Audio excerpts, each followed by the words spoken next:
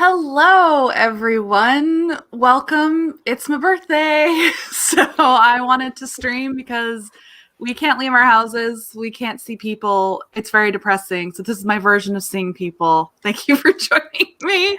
I am 37, which is surreal and very strange. And people watching this who didn't know are going to be like, she's so old. I can't watch her anymore. It's great. Anyway, I make age jokes. I'm so sorry. On YouTube though, I'm like your auntie, so it's fine. This is anything goes within reason. We're gonna chat about writing, publishing. You can ask questions. I've got my lovely friends here. Some others might drop in. You never know. Emily, I think you're the only one who hasn't been on my channel before. Once. It was the middle grade streaming. Yes. Okay. Yes. So you've all streamed on my channel before, but and Lady, obviously, I want you to introduce yourselves, say who you are, because we can all answer questions. And what I love about having other people on here is like, y'all will say smart stuff where I'm like, that thing. Don't. Which is great. So Emily, do you want to start just because of where you are on my screen? Sure. I'm Emily Lloyd Jones. I'm a writer of both young adult and middle grade fiction. You probably, if you've heard of me at all, it's probably because of The Bone Houses, which is my last young adult book. And I live in Northern California in the middle of the woods. It's fun. I wish. Yeah. Oh, I miss trees. Trees are nice. I highly recommend them. Staring across the courtyard at apartments, it's a dream come true. Jennieke, do you want to go next?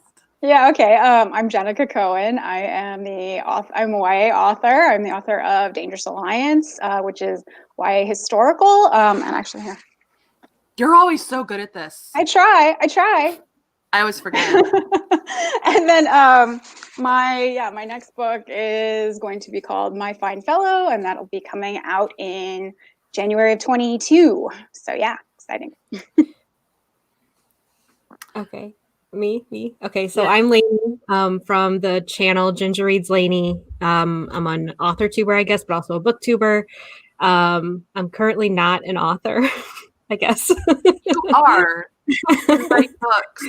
Yeah, but I mean, I guess it's really not a secret if people follow me on Twitter, but I am currently querying. So stress. Querying hell. It's fine. We're fine. Querying is, so difficult and always. And why I did it in December, I don't know why, but December is querying hell. 100%. Yeah. Do not recommend to anybody out there. Yeah, I guess we can start there. Let's talk about the state of publishing in December 2020. I've heard it's really slow. I'm so sorry. But at the same time, like the old adage is, and I do think it's true, except for that time in August when I posted a video and literally said, don't query. But like generally speaking, it's never a great time or a horrible, like it's always like you might as well. But that said, just this December is pretty bad. Yeah, it's because I did Pit Mad, which was in the very beginning of December. So then when you send out the fulls from the agents that requested it, it's just sitting and waiting. And it sucks. Yeah, I remember. Sorry, Alexa, but no, I remember last time I was querying, I think I started in December, and it was just the worst time because sometimes you would get rejections back like within a few days because they're just like cleaning out their inbox, or you just get no answer for months. So I don't know. December is really bad in general. Well, and that's the thing. You can't predict which agents see December as like a time to go through things and which see December as bye, I'm out. I'll see you next year. It's both. Like, also just briefly, I want to say happy birthday to your mom, birthday twin of mine. It's apparently Brandon Sanderson's birthday. I didn't know that. That's cool. And happy birthday to you as well as, and there's another one. I love birthday twins. I've never met one in person though. Oh, there was one more. Oh, sorry.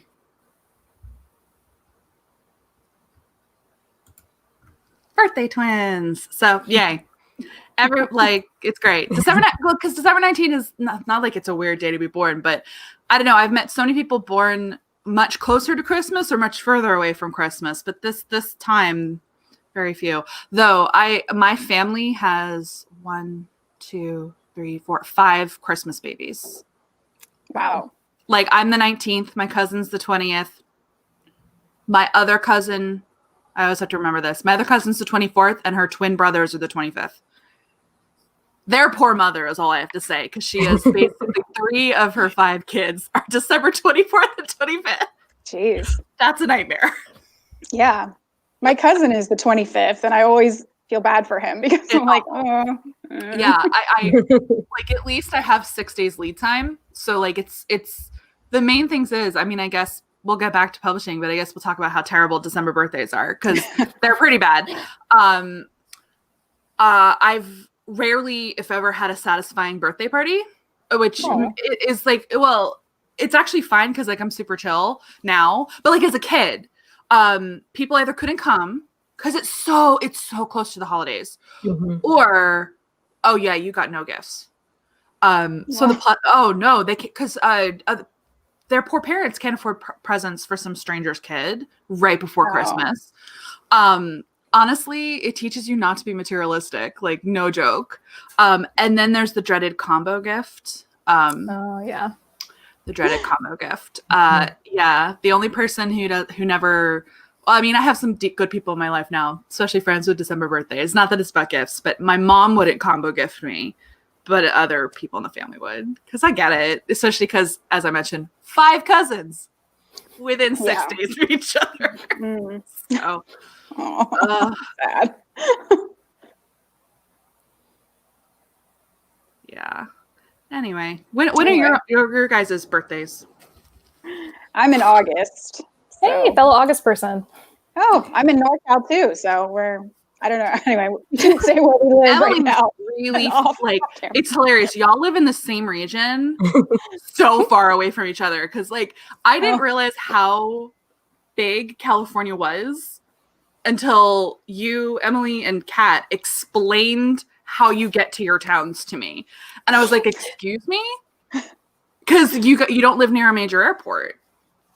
Yeah, traveling around Northern California is like, we're like, it's a 6-hour drive. It's not that long. Yeah, so that's why I'm fine saying I live in Northern California, because you'll never find me. I'm so in the middle of nowhere.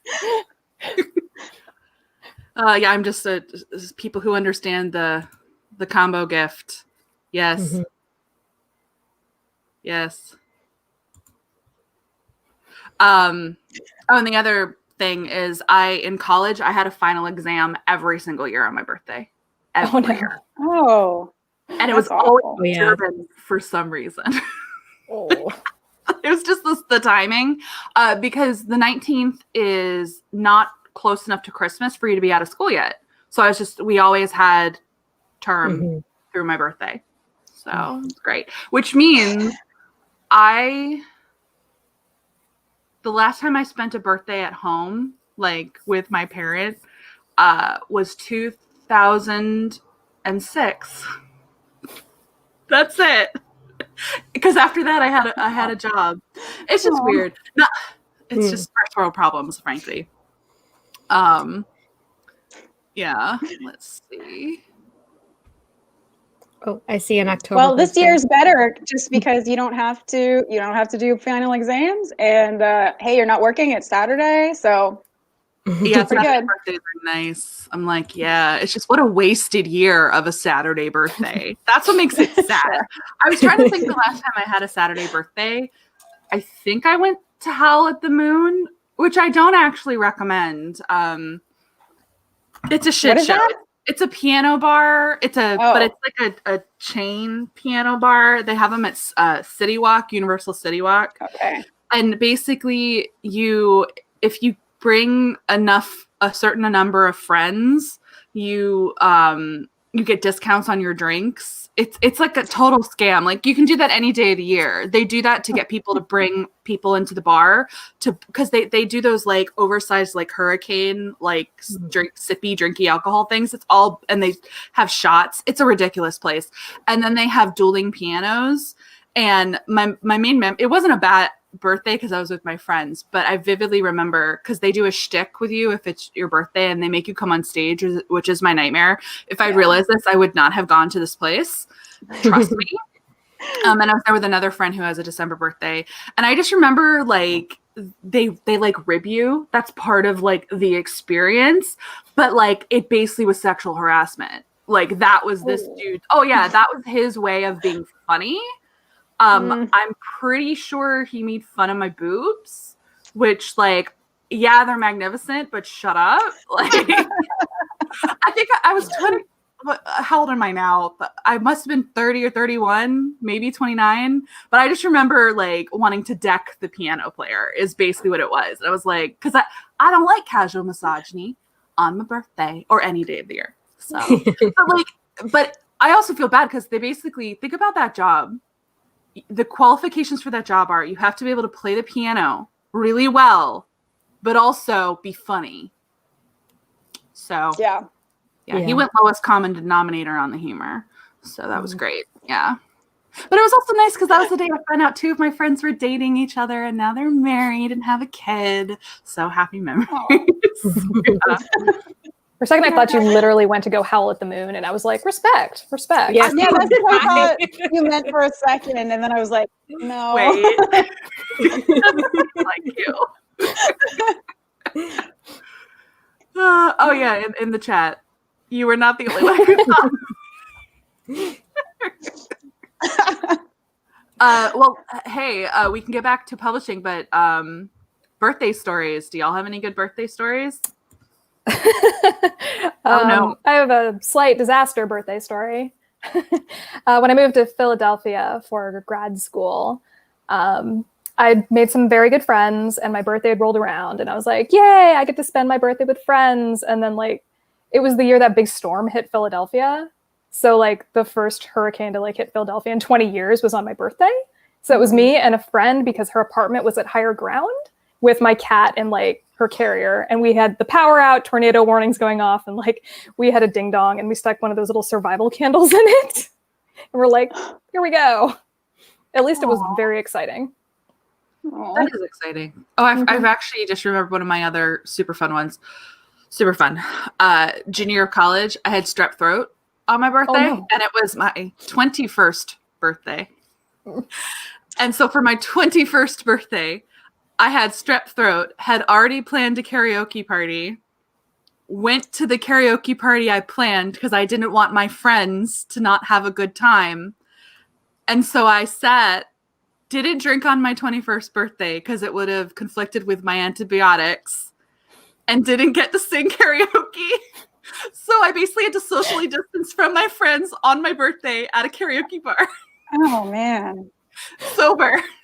I mean, the good thing is I'm not that into alcohol. I hadn't been planning to like blow out for my 21st birthday, but I think it's hilarious that is how I spent my 21st birthday. I love these kinds of stories. It's like never the good birthdays that you actually remember later on in life. It's always the disaster ones. Yeah. But, I mean, that was a time. I actually discovered I had strep throat at that point by I fainted in my dorm room at 8 a.m. and freaked my roommate out because I hit my head on the side of the bed. Oh. And she woke up and was like, "What the hell?" Yeah, I didn't have to go to work that day. That was nice because I was a work study. I got up early for work and I woke up on the floor. So, yay. Yeah. I thought I was going to go drinking my 21st birthday too, but I ended up getting a tattoo and I thought I'm going to get the tattoo, then I'm going to go out and drink with everybody. But I was in so much pain because it was on my ribs that I'm like, okay, just going to go back and we're going to watch some movies and drink on the couch. So that's what I did on my 21st birthday. I think that's healthier, you know? True. I mean, my thing is that I had been drinking, it's going to sound alcoholic. It's not. I had been drinking since I was 16. Because 16 is legal in Germany. So my junior year of high school, I legally drank. And I was like, oh, okay, that's it. And then I didn't care. So that's why I went into college and everyone's like drinking. I'm like, I don't really care. It's really not a big deal. Whatever. Yeah. Mm-hmm. Oh, my cats are fighting. Hold on. Guys, stop it. Hey, sorry. One had the other pinned on the ground, like, no, Teddy, stop it. Don't be mean. It's fine. The way your head's angled, it looks like you're yelling at like a person. They're on the cat tree, so they're like at eye level. That's why. Teddy, don't be mean. Come here. Cats. Cats are fun. Cats are fun. So the top two, we have cats. Bottom two, what's your pet sitch? I feel like I should know this, and I feel like I know the answer, question mark. My apartment doesn't allow me to have pets because they're monsters. So yeah, you need to move. I know. And I live here alone, so it's like lonely quick. Yeah, you okay, Lainey, we're gonna work on your life. You need to move because you need I will settle for a dog. You can get a dog if you want. I have to, but you should get a cat. I'm allergic to cats. Oh, God. Really bad. Lainey, how dare. Dogs are good too, though. Dogs are good too. Like my parents have dogs, so I go home and I get like the cuddles and I get that serotonin when I'm there. But then when I come home, I'm like, oh, by myself. My cats have single-handedly gotten me through quarantine. Like I mean, mind you, I'm not like normal. I don't think any of us are. I think we're all like really weird with anxiety right now. But at least I have cats to pet. I'm okay. We have like three family cats, so but I haven't seen them for a while. They like to hide or they like to hang out on the stairs where it's sunny. That's pretty much it. They're not super cuddly kind of cats. Oh. No, mine now think that this is normal, that I will never leave the house again. It's going to be real interesting when I have to go back to work because they're like, you're here all the time. I mean, be careful what you wish for, Lainey. I feel so like I'm able to get more done here. That is true. At my own place than having to I miss the gossip and the tea of going into the office and talking to people, but I miss walking and getting sunshine on my face. Mm-hmm. Like my lack of vitamin D is quite concerning at this point. I'm like, oh no. Because I used to just take for granted that I would go outside in the beautiful California sunshine twice a day and get like my dose. Yeah. Are you supplementing then? I hope. No, I should take a multivitamin, but I don't. Yeah. Especially because vitamin D is helpful against the Rona, apparently. Here's the cat. Sorry, not to talk about that, but no, it's fine. Cat. The Rona. It's fine. We're fine. We have a question about AMM. Oh, cool. Asking about AMM in the adult categories that will be supported during round 8 and beyond. So it's always down to who applies, like who comes to me or who I know who says, hey, I want to mentor, or I go to them and say, hey, will you mentor? I always do my best to have a spread of categories. And especially because I write thrillers, I will always endeavor to have thriller mentors. So there should be someone. Yeah. Well, and a lot of people even if they don't write thrillers, they still might be interested in suspense and thrillers. So there's definitely always someone. Yeah. Oh, someone else tells you to take vitamin D, by the way. No. I feel schooled. Yeah, Laura's saying take vitamin D. I know I've never been good at taking vitamins. There's something about the discipline of taking something at the same time every day that I'm incredibly bad at. So my cat is now an old cat who needs medicine every day. And forcing that into my routine now has been hit or miss. Some days, I've totally forgotten his medicine by an hour. And I'm like, don't die. It's not good. I like the gummy vitamins because, I can feel like an 8-year-old when I take them. I like the yep, I'm just eating 2 gummy candies with my coffee. Mm-hmm. There you go. It's a good way to trick yourself, for sure. Okay, apparently garlic pills is something we should be taking. Okay. I eat enough garlic in my life. I don't need to take it in pill form. I know, I love garlic. Yeah, I think if you're eating it, you don't necessarily need to supplement with it, but yeah, you can. if you're into love that. garlic. Obviously. Garlic is so good. Garlic is amazing. This must be really interesting for people. We're like, garlic is great. Well, does anyone have any writing related questions? I can throw one out there until you guys do one. So you've all been on the channel before, which means we've all already discussed plotting versus pantsing. Well, some of you who aren't me have actually written during this pandemic. What are your tips for writing during a pandemic? Well, yeah, I had to write this whole book, the one that's coming out during the pandemic. So that was quite interesting. My tips are try and get away from people in your household if you can. If you live alone, that's great. But yeah, if you are around multiple people, it's difficult. So I would say try and find somewhere where you can be alone. And then what else? I had to get off social media while I was drafting for the most part. I would check, but I wasn't posting that much or anything because it's super distracting, I find. What else? I know there's something else. Oh, you know what I did? I had to handwrite most of this book because just getting on the computer was such a distraction, or just it felt like work, and it felt like I was getting tenser than if I just sat and wrote on a notebook or something. So yeah, a couple tips that might help. Yeah. I found it easier to revise during quarantine than to draft something new. Yeah. And that's what I've done. That's what the things I've actually accomplished. I've done editing and it was okay. But drafting is a little scary. It's you're working with something that's already existing. So you're like, okay, I just gotta fix this and I can control it better. But when I tried to do NaNoWriMo this year, I was so excited and I didn't do very well. And I just think that I was really distracted and I didn't plot as well as I should have. And it just didn't work out as well as revising did for me this year. Because I did really good with revising this year. Yeah. That's good. I got 2 days into NaNoWriMo and gave up. So you did better than I did. My nano total was 1,000 words. You're good.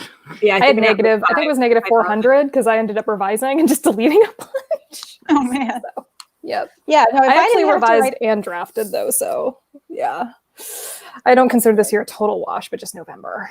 Mm-hmm. Yeah. If I didn't have to write this book this year and I didn't have a deadline, I don't think I would have written it. I think I would have just worked, I would have tried to revise other stuff, or I would have done other things had I, but I was under a deadline, so I had to. Yeah. Having deadlines helps. Yeah. And hurts. Just want to throw this up quickly. You age 30% faster if you're vitamin D deficient. Honestly, this explains why everyone in California looks amazing. Well, except for some people. But I swear there's a fountain of youth in LA. Not just because of plastic surgery, by the way. You see that, and it is atrocious. I won't lie. In person, it's really sad. But I swear, so many people here in Los Angeles just don't look their age. And maybe it's because we're in the sun all the time with sunscreen. Very critical, very important. Wear sunscreen every day. I've had a few instances where I didn't sunscreen my shoulders and I have regrets. So, back to writing. Well, so this is a fun one. I'm the hater in the group, but we might as well. Is writer's block real? Okay, so I think I think the term, the umbrella of it is true, but there's so many more other things beneath it that contribute to it, in my opinion. I think that's fair. Yeah. Mm-hmm. I think if you have to write and you are on a deadline, you're getting paid to write, then yeah, you're probably going to make it happen. But I think you can easily make yourself block yourself. I think writer's block is obviously, it's a mental block, obviously, but depending on your circumstances, you can make it worse. And I think if you try to tell yourself that you have to write, then it's easier to get over it, I feel. But I don't know. Like you could have mental other stuff going on where you just like, it just would be impossible. So I think it's real. I don't think it's as real as some people think it is, I guess. I don't know if that makes sense. I think I've got 2 shades of writer's block, and that's either I don't want to write or I don't know what to write. In the case of I don't know what to write, that means I need to go back to the outline and work on that. And if I don't want to write, then it's just a matter of like, it's like the same thing I do when I don't want to exercise. I'm like, you have to do this thing that'll pay off later. Go take your vitamins, Emily, go exercise, put your butt in your chair, hands on keyboard, and work. Yeah. Well, that's why I'm always sassy about it. And some people get really mad at me. But like, exactly. I think that when you're a professional writer or just a serious writer, but especially like once you get a book deal, like literally the choice is taken away from you when you are given a deadline. Like it literally doesn't matter how you feel. You're going to write something and you figure out how to push through.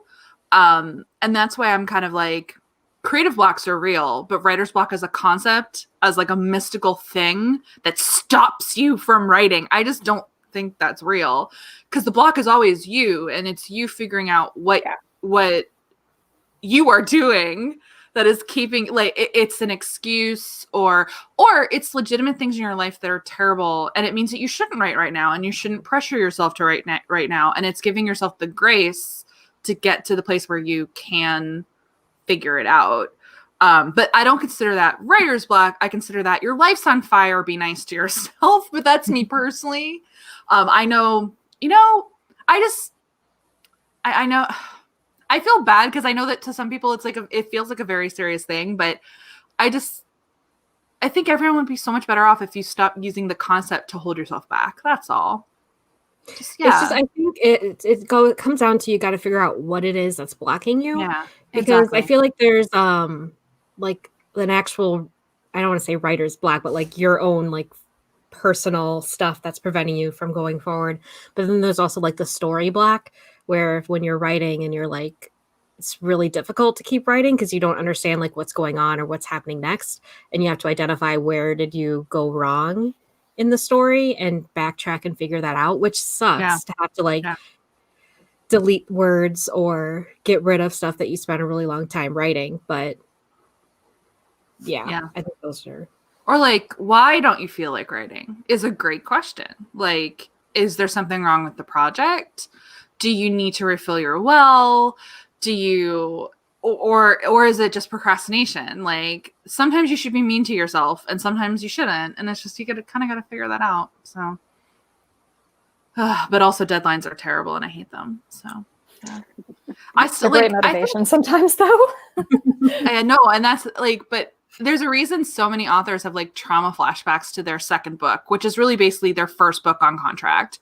It's horrible. It's horrible writing that book because it never feels like you have enough time. You feel like you're performing for someone else. You second guess yourself constantly. What a time. Speaking of writing, a couple people in the chat asking me what I'm working on. So why don't we all talk about, if we want to, our current projects? I know like some may be top secret or like too raw to talk about. But like, I'm happy to talk about mine. It's the one that I mentioned in vlogs like a really long time ago. It's basically my YA small town secrets thriller. That is set in Northern California. So Emily has been helping me north of you, Jennieke, like middle of nowhere, Northern California. I had to have some corrections to my knowledge. But I wanted to write about a small beach town in the middle of nowhere. And people die. Yeah, it's good. People die. It's good. It's going to be really hard to write though. It's ambitious. It's basically, it's my murder turducken. That's what I have called it. Because there's a murder within a murder within a murder, and it's hard to describe. But there's a lot of threads. And I have 30,000 words of it, and I have to write the rest. So, yeah. Exciting. It's very good. I got to Murder. read it. You're so research. It's so good. You read the part where nothing happens. Yeah, but it was still good, which means like when we get to the part where stuff happens, it's going to be awesome. It's going to get a pacing in it when it's done. Because I was like, I have 30,000 words and no one is dead. This is the problem. Gotta kill someone. That's actually like on my agenda for, I'm going to try to write next week, Christmas week. And I'm like, I'm going to kill a bitch. It's going to be great. Don't come for me, FBI. It's only on the page.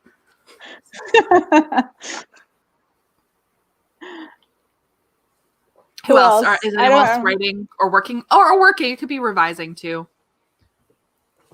I'm waiting on edits for my my next book, so that's supposed to be imminent. But right now I'm taking a break because I felt like I needed it after. Yeah, I mean, felt like I needed it after drafting, getting that book done, and just trying to get it done during the pandemic, and and all the like the second book woes that you were talking about. I don't think I had it on a huge scale, but I had it for sure, and I was like, I don't know if this is any good. Do I know what I'm doing? And I just had to turn it in, which is scary. Yeah. Not to scare you, but the worst of it for me on book 2 was actually in my edits, not in drafting. Okay. It turned out okay. Well, the thing is, I love the book, but edits were hard. They were the hardest edits I had ever done up to that point, just because, mind you, this is a me problem. I think you outlined, so you're probably fine. I did a lot of rewrites, so. Yeah. Okay, yeah. That book was hard. Lainey? That's the one that's coming out, right? I mean, sorry. That's the one that's already out. Oh. Yeah, The Stars of Steel was the second. Oh, duh. Okay, of course. Yeah. I mean, I'm drafting, but I haven't drafted since November, so I don't know. But I read a vampire book yesterday, and then I decided to watch Vampire Cat. How do I want to write a vampire book now? Do it. Though I have no idea what it would be, but now I'm just like, I'll enable vampires. You. Do it. We'll brainstorm, Lainey. Vampires are back. Vampires do seem to be making a comeback, so. I'm ready. My body is ready. I'm working on line edits for my middle grade book, Unseen Magic, which is fun. It's sort of like a break from reality because this particular middle grade is it's sort of dark and whimsical. And it's definitely like, I get to sink into this small town that's like full of magic and brimming with mystery. And I'm like, there's no pandemic and there's no reality. Yeah. I just get to go into this land of magical tea and mystery. And I'm waiting for revisions on a yet unannounced YA project. So. Cool. We'll see when that gets announced, but I'm excited for that one too. We got a question here. Do you ever feel like your skills get stagnant or regress? And if so, are there exercises you do to boost your skills back pretty quickly? I definitely feel this after not writing for a really long time. And like, this isn't like helpful, but half the time it's literally just me forcing myself to sit down and write, knowing that the first couple of writing sessions might be less good than I would like. Other things I do personally is I read. I'll do a binge read of books that are similar in tone or genre to what I know I need to write to force myself into a mood. That's less, I mean, it's kind of about skill because reading definitely helps me get better at writing. I know not it depends on what kind of reader you are, but I personally ingest sentence structure and like flow and whatnot. And then like skill wise, I don't have any exercises or anything. Like it's not like something specific, but I always feel after a long period of not writing like I suck. And it's just making myself vomit words for the first couple of writing sessions until I get back in the flow. Yeah, I'm the same. I think I agree with everything you just said. I don't have any exercises either. I just try to like get back into it and see what happens. So yeah. Yeah, I just read a lot, especially writers that I look up to, like Alexa said, writers that have sentence structure down and are basically what I aspire to. Like I sort of drink that in and study how they do things, and it feels like getting back into the groove and you learn things. So, yeah. Do you guys feel that like when you switch from revising to drafting, that you're like, I don't know how to write anymore? Because since Yes. I just recently did like super extensive revisions on my project that I started querying, and then I started doing NaNoWriMo, and I'm like, do I suck at writing as I'm like writing this? Yeah. Because it like feels Every terrible. Yeah. It's like that every time. And honestly, that's my hiccup on this new one. Like, even though I wrote like 20K in August and September, it's not like I didn't do drafting this year. I technically did. But that's after a year of editing another book. And I feel like I'm broken. I'll get back to it. I'm not worried, but I'm only not worried because I've been in this cycle so many times. But yes, Lainey, I feel broken. Because I was like reading like my last read through before I started querying, and I'm like, hey, this ain't that bad. And then I'm drafting, and I'm like, this is bad. This is really bad. Yeah. But that could also just be getting into a new project. Like, I think that there's growing pains in that as well. Like, when I go back and look at some of the earlier writing of the Ivies, which would have been the first writing I had done in 9 months from book 2 to that one.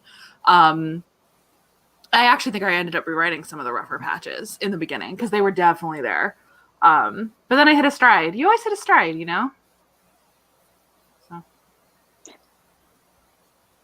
I started to forget how hyphens worked when I was looking back at, because I got comments from a friend on the manuscript, and I was like looking, I was like, oh my God, I totally forgot how hyphens worked or something, because she was like adding hyphens everywhere.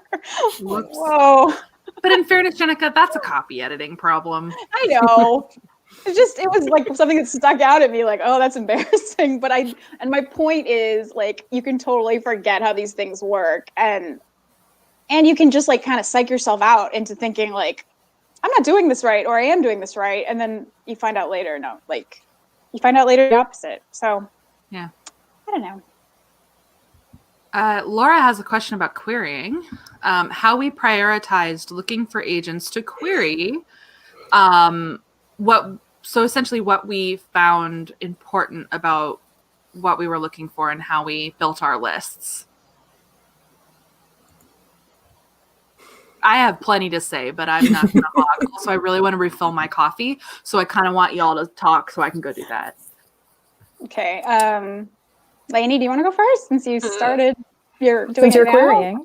Yeah, I mean, I feel like I'm like cheating because Alexa's my friend, and she was very helpful with like building a list and helping me and like being like, no, that agency is a schmagency or that whatever. So like, I feel like having someone further in the process than you really helps when like vetting different places, because when I think of like the very first time I tried querying in like 2016, I was like woefully underprepared for like kind of, I don't know, the politics of different agencies and stuff.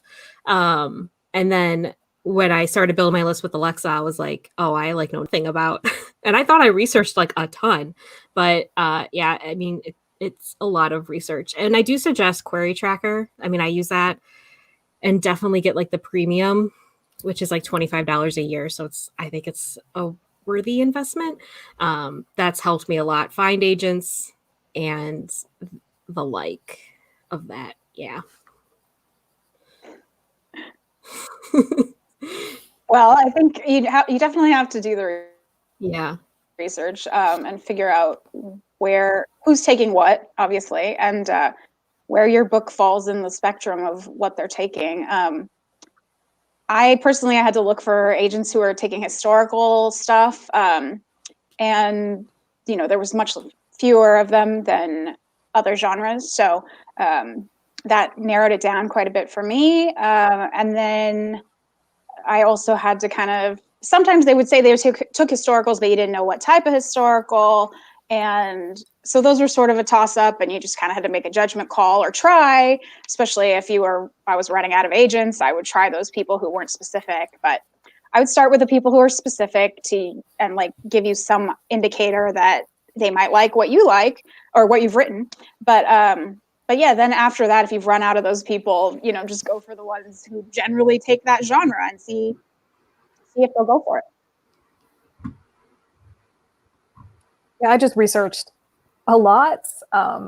I was in the lucky position of knowing a few people who were with specific agents too, and just emailing them and being like, do you like this person? Because honestly, there's nothing better than actually talking to someone who's worked with a specific agent. And this is why I recommend, if an agent ever offers you representation, like one of the best questions you can ever ask that agent is, can I speak to any of your current clients? Because that'll give you insight into how an agent works, what's their communication style, all of the important things you're going to need to know if you want to sign with someone. So. I find Twitter is also very helpful in recent years too, because you get a feel of what the agent is like, and also kind of do like the creepy research of searching, like, what are they liking during pitch contests, or what are they hashtagging with WL. Yeah. Yeah, so you can kind of see like their vibe and if it kind of would fit with you. And a lot of them are like really open with like what they like. So it doesn't take like a whole lot of digging, but it takes up a lot of your time. Yeah. But I will say, that's what's so tricky in this current landscape. Some people are very good at Twitter. And so you do have to kind of be careful because Teddy says hi. Some agents are very shiny on Twitter, but they're not great agents. And there are great agents on Twitter, but there are also lots of great agents who do not touch Twitter with a 20-foot barge pole. And it makes it so much harder for authors because they're simply less accessible to you. And as Lainey said, like, it kind of sucks. It's like an uphill climb for a lot of querying writers because, like, how do you know who they are? Like, even I find certain agents really opaque. Like, of what I'm like, what do you? I'm trying to help friends. I'm like, what do you want? And it's just unclear. But like, if you can, I mean, specifically you, Laura, can, because you know me, I will help you with a query list. You're welcome. But it's like getting into writer communities and like talking to other people and like, because that's how you hear, oh, so-and-so is wrecked by such and such, who isn't on Twitter, but is really great. But that said, I personally, the second time around, the first time around was a little different. I really focused on sales. Like, to me, sales trump everything, in the sense that, mind you, there are people who sell who I don't think are great agents who I wouldn't want to sign with, but that's a whole other can of worms. But it starts with sales. Can they sell books like yours? So for me, that was sci-fi. And that's partly because it was sci-fi. To be fair, some genres are easier to sell than others. So you'll find more agents who sell in that category than sci-fi. R.I.P. sci-fi. We love sci-fi. I mean, Jennieke, you know, historical's niche as well. It's harder to find agents who not only like it, but have experience selling it, because there's a finesse to selling it. And in fairness, this is also tough because some agents have a sales history and some are new. And you're always asking the question, who's mentoring that agent and where are they? So it's a lot. But to me, the number one was, can they sell my book? And then beyond that was, how professional are they? That professionalism is honestly was my second, my number two. But part of knowing that is that I know a little more than I did the first time around. And so it was knowing which agents were fully transparent with their clients, which is super important to me. And kind of working style, because you can't always talk to clients, and it's certainly not common to talk to them before you sign. That's just me basically saying lots of advice, but querying writers, I'm so sorry. It's really hard. You're doing great. Do the best you can. Yeah. And if you're friends with me, I'll help you. Let me throw up this question. Is there a genre you haven't written in yet but would love to try? What are our kind of bucket list genres? I mean, I'd love to write an adult. So I still haven't written an adult book. I've got one outlined, but we'll see how that goes. Yeah. I'm going to do adult thriller for sure. Yes. But also, you know, I have YA fantasy concepts that I was working on before that are on ice, and I still like them. So probably fantasy, though it would be grounded. I don't do high. I do grounded fantasy, like, and specifically one of the ones I was working on, it was Second World, but it was historically inspired by a very specific historical period that you don't usually see. That's my jam. Actually, I was working on 2 of those. Dang. I shelf a lot of fantasy. Well, I mean, this won't shock anyone. They're both Germanic in nature because of my depth of knowledge of German history. So, yeah. I'm good. I'm probably fantasy as well. I also think I'd like to try mystery or thriller. But I don't know. We'll see. Probably Vampires, adult Lainey. romance for me. Yeah. Well, like honestly, I would totally be a great paranormal romance writer, like of like the adult side, because it's dead in YA kind of, but or like fantasy romance on the adult side too, because it's starting to get a lot more traction. Because that's the genre I feel like I read the most, even though I'm writing YA. But yeah, I read a lot of adult romance. Nothing wrong with that. That's the same with me in thrillers, that I know I want to write an adult thriller because I read so many of them. Mhm. And I love YA thriller. I mean, obviously writing too. But there's something about adult thrillers. I mean, it's pros and cons. A con is that you usually, to fit the genre, have to go domestic, which isn't terrible. I don't mind domestic thrillers, but I mean, I'm not a married woman with children, but that's what domestic suspense usually is. And I'm not opposed to writing it. I just also know it'll be different. But also, you can get so much darker in adult thriller, and that really appeals to me. Like, I really want to mess stuff up. I want to like do really horrible things. Oh no. I kind of did it in my YA a little. And I think it's going to shock people a bit if they read my other ones because they're real different. Tonally speaking. It's fine. We're fine. Yeah. This is a good one. Advice for teen writers. A 16-year-old writing their first book. First of all, you're ambitious and amazing and way ahead of me. So Me too. Finish everything you start, because otherwise you'll be really good at beginnings and have trouble with endings. So That's good advice. that's my boring practical advice. Just finish everything. Get in that habit. That's a good advice, though. that is.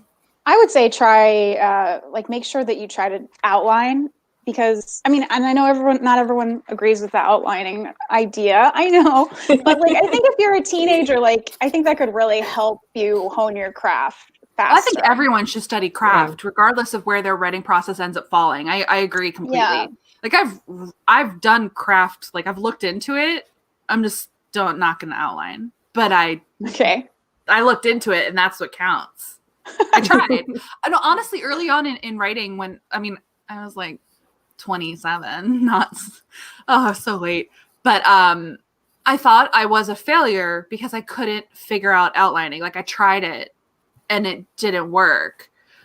But those failures taught me something. And I feel like it's very useful to go through that process, because you're either going to find out you are an outliner and it's going to really help you, or you're going to find out that you're not.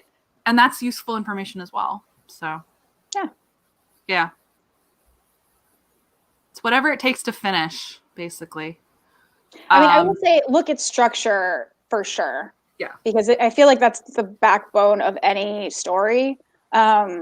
So, I mean, regardless of whether you end up being a pantser or a plotter, I do think you need to know what structure looks like. Yeah. And, you can do that with movies. You can start out with movies and figure out read up about 3-act structure or the other types, and then like apply them to movies. There's of course Save the Cat book, which helps with that too. And there's other books, but I would look at that first and then make sure you know how it works, basically. And this is like so basic, but read.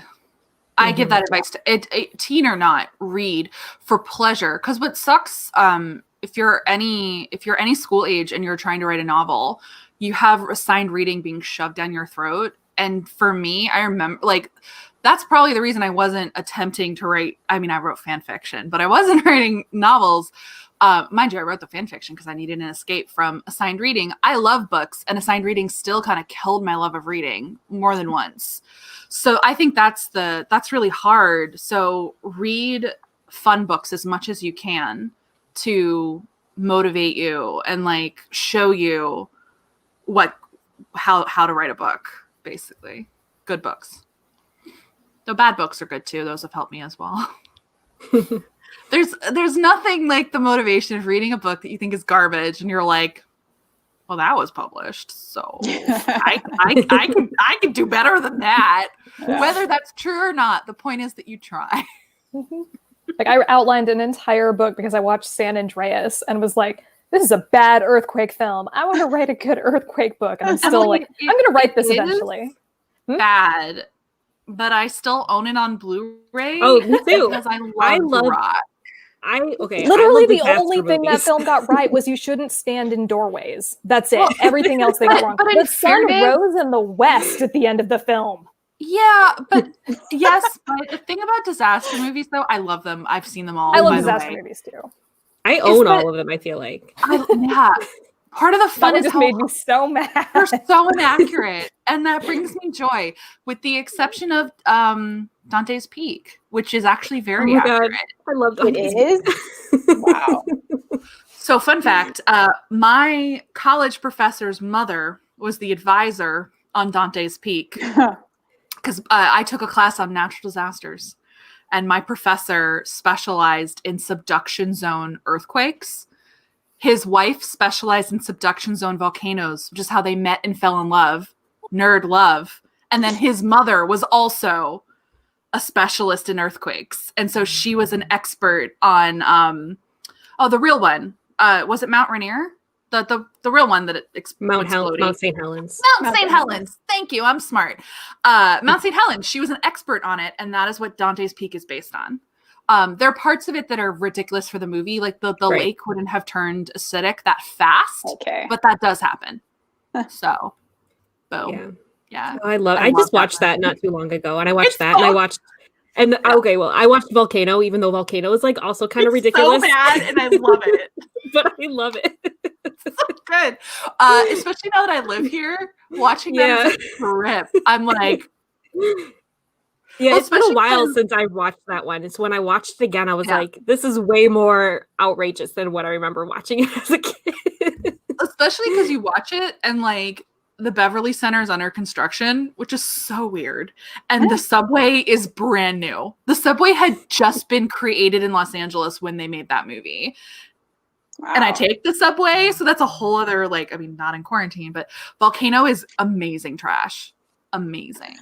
Wait, so Dante's Peak is the one with Brosnan, right? With Chris Brosnan. Okay. Yeah. I don't think I saw Volcano. I only saw Dante's Peak. Volcano's awful, and it's very good, and you should watch it. Yeah, Volcano and Dante's Peak are like the same because they like came out around the same time, so it's the same of vibes, I guess. Well, but at least the region where they set Dante's Peak, there was a volcanic explosion. That's real. The thing with California, so some science for y'all that I remember from college. So the reason you could never have a volcano in Los Angeles, we're on a slipstream fault, which means you can't have volcanoes because you have to have a subduction zone. The plates have to go under each other in order to create a volcano, which is why volcano could never happen. Yeah. We watched that movie in a lab for my college class. Wow. Oh, no, it was basically a science credit, but it's one of the best classes I've ever taken in my life. I actually learned something that stuck with me, and I've used it in books. That class was amazing. That was my freshman year science credit. It was so good. It was actually quite horrible. We studied tsunami, and that was 2002. So when the 2006 Boxing Day tsunami happened, I was like, I know the science here, and it is horrific and terrible, and this is awful. And everyone was like, I can't believe this. I'm like, yeah, we literally studied in my class that Earth was overdue for a major tsunami because it had been about 200 years. The last major one was before recorded, carefully recorded history in that region. And then that happened. And I was like, learning is fun. Yeah. So we're overdue for a lot of things. So California's gonna die. We're really screwed. We are so overdue for a serious earthquake. It's upsetting. But we still live here because it's beautiful. So. I just need to write the earthquake book before the earthquake actually hits. That's my goal. Exactly. No, every day is borrowed time in California, and we just kind of accept it. It's not fire, horrible. Right. But actually, to that end, the Pacific Northwest is also overdue. Mm-hmm. So Cascadia Subduction Zone. Yeah. Oh, I'm sure you read this. I think it won a Pulitzer. There was like a really good article on that in like the Atlantic a few years ago. That was so good. I think I read that. God, I love disasters. Oh no, how sad. That's well, it. Okay. If you do like, okay, so I recently watched this on Mount St. Helens, this documentary on Disney Plus, and it was really, really good. Ooh. Yeah, I highly recommend it to I'll watch anybody. that. Yeah. I think it's even, you just search Mount St. Helens on Disney Plus, and it's like the only one. It's one of the Nat Geo documentaries. So. Oh, okay. Yeah. See, I haven't really used that side of the Disney Plus subscription. I feel like I should. You should. Yeah, I recently started delving into that, and I was like watching a bunch of things. I watched like something on like the Miracle of the Hudson because I love Sully. They have a lot of fun stuff and a lot of like ancient history stuff, which I like too. Yeah. I watched they have a Stonehenge one on there, and I think I spent one day watching that thing. It was interesting. Anyway. This should be more than just watch The Mandalorian on it. I haven't watched The Mandalorian. Yes. I'm not a Star Wars person. I'm sorry. Neither am I, but I still liked it. I like Pedro Pascal though, so. The problem is there's so much streaming to watch. I can't keep up. It's a lot. Yeah, there's a lot. Have you guys ever had family members asked to have characters named after them? This hasn't happened to me, so I'm curious. No, that hasn't happened to me either. I don't even think I've named characters after people I know. No. Yeah, honestly, I would just tell them, trust me, they don't want that. Because at least for me, like, you don't know where the characters are going to take you. At least I don't always know. That makes me sound like I'm out of control of my own work. But I feel like a lot of writers, we have that happen. And I actually, 2 books in a row, have accidentally named characters, murder victims specifically, after good friends of mine. Not intentional, promise. They just happen to have names that fit my book. And then I turned those characters into horrible people as I was developing the story. And I apologized to one of them and said pointedly, literally not intentional, you have a common, beautiful name. I love you. The other one I have to be like, look, this doesn't reflect my feelings about you. I really like your name though. What? So yeah, I honestly like don't name characters after people you know. Like legit this is the new YA thriller. I hadn't decided who I was going to murder when I started the book. So I just named the characters. And now I'm killing a friend of mine. And I'm like, okay, not intentional. And the problem is because if someone dies, someone has to have a motive to kill that person. So I had to make her a really terrible person. Yeah. Okay. That's going to be a conversation. That's going to be or I changed the name. I just really like it. It's such a pretty name. Because I still like for my murder victims to have names that I like. Yeah. Let's see. There are more questions because I'm actually really far behind. Oh, I'll just throw this one up. I'm really far behind in the chat. How long do you let your first draft sit until you dive into edits? I'd say I do at least a month, but you preferably more, a couple months at least, I would say, for me. Just because you want it to be like out of your head for the most part, I feel. Yeah. I always force myself to do first drafts really fast, and I'll make like revision notes as I'm going along. And then when I finish the draft, I immediately go and fix the things that I told myself to fix in post. So then I try to put it aside for a while because some distance is good. Yeah. Yeah, so sometimes in publishing, sadly, you don't have a choice. You just don't have a lot of time. When I am able, if I could, genuinely 6 months is best. That rarely happens. Usually when I get that kind of distance from something, it's actually, this happened to me twice, where I got that distance because my book took a very long time to sell. / editors take forever to get you their edit letter, but it paid off because I got the distance I needed. Now that wasn't distance from the first draft because I didn't have the choice of having that much distance because I had to revise to go out on sub or to query or what have you. But meaning you can get the distance later and have your later developmental edits be the one that like makes the book magic if you don't have the time to wait on the front end. But if you can, I genuinely think 6 months is magic because you're going to forget enough of it. First, you're going to read it fresh. You're going to read it more like a reader. And you're going to get excited, hopefully, by the good parts. But you'll have the emotional distance from the bad parts to go, oh, I'll just throw that out and fix it this way. I find that for me, that's the magic number, 6 months. So yeah, that's ideal. Or more. But that's ideal. So at least a month if you can. But sometimes you can't. So yeah. Just this one, is there a market for horror slasher books? I think so. I do think that horror is harder in YA, just in that it's niche. But you're in a stream with at least several of us who wrote niche books, so we know what that's like. Because I'd say The Bone Houses is kind of a niche fantasy. That's a compliment, by the way. Historical sci-fi. So it's just writing the book you love, but knowing you have to be really sharp with how you pitch it. I find that that's what helps. Because the thing is, thrillers are huge. It's convincing publishing to take it one step further to publish a horror. And it does happen. It's just harder. So.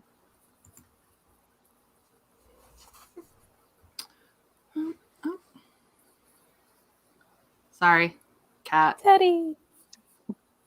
Oh, this is an interesting question. Has anyone had this happen where you've altered your manuscript on the advice of someone else and you feel that it made it worse? And how do you learn to trust your own judgment? That's hard. It is hard.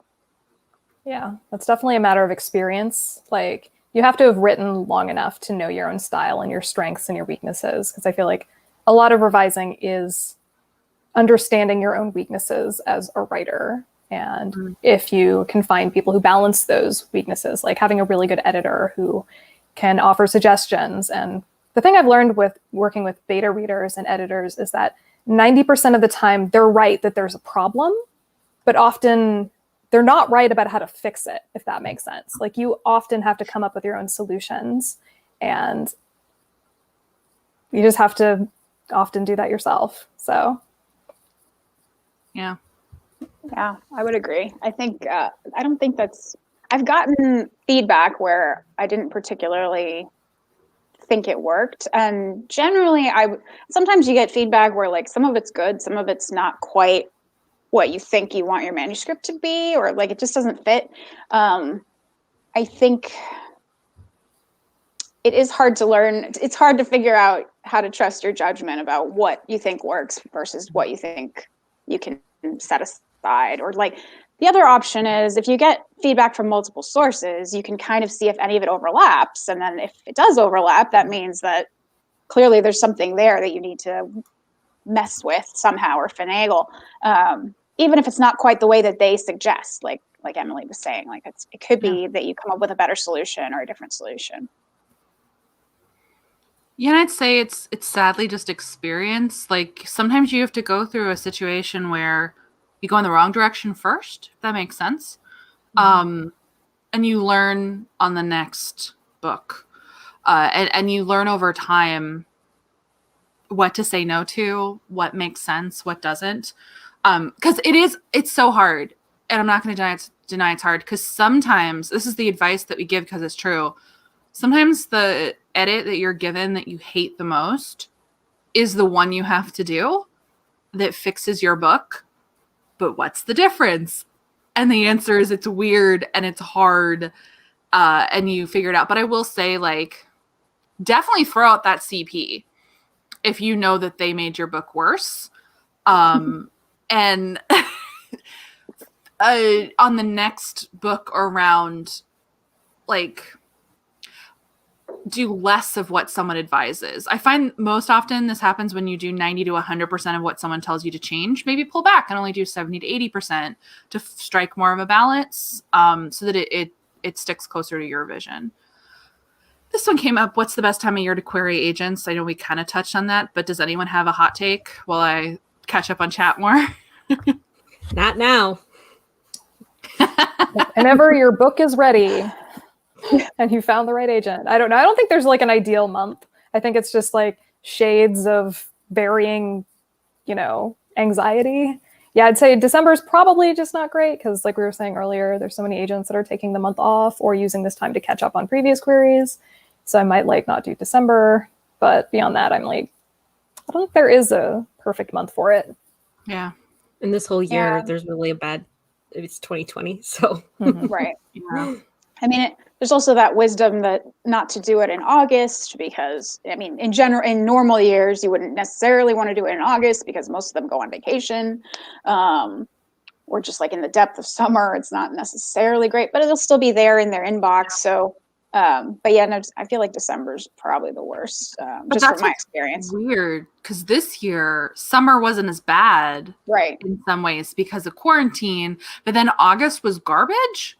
August into September, which defies a lot of. It's a whole thing. But yeah, generally, so traditionally December has always been bad because of Nano.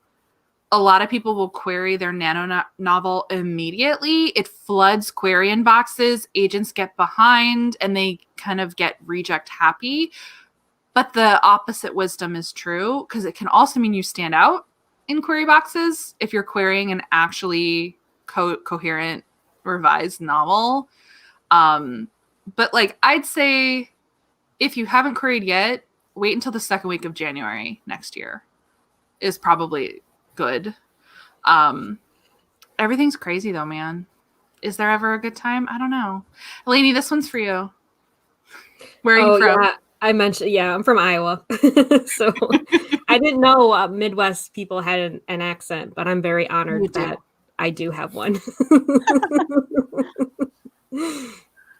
But everyone has accents, and that's what I love it. I find it fascinating. I also thought for years I didn't have an accent, and then I had to listen to myself speak on video, and the Baltimore jumped right out. Because like I technically have a mid-Atlantic accent, which is pretty standard, except when it's really not. So, yeah. I remember the first time someone told me I had a California accent, and I was like, "What? I don't talk like a Valley girl. What does that even mean?" I was so like, "What does that? What?" But yeah, I'm sure I do. We have an inflection. I've picked it up since I moved here. There's almost like it's almost like up talk. And I think it's the Valley girl stereotype. Like it's not quite as bad as that, but like there's kind of a musicality to the way we speak in California. I like it, but that's just me. Yeah, one of my friends, positivity and sunshine. So. One of my best friends, she's from the Bay Area, and whenever we get together, we haven't because of 2020, but I start to like mimic her talking because she has like that California kind of like laid back, relaxed kind of inflectuation of her voice. Yeah. I'm more chill since I moved here, which sounds funny, but is actually true. So I was 29 when I finished my first novel. You're fine. Like totally fine. I thought I was late, but not really. It's fine. When did everyone write their first book? I know, Emily, you were pretty young, but that's a compliment.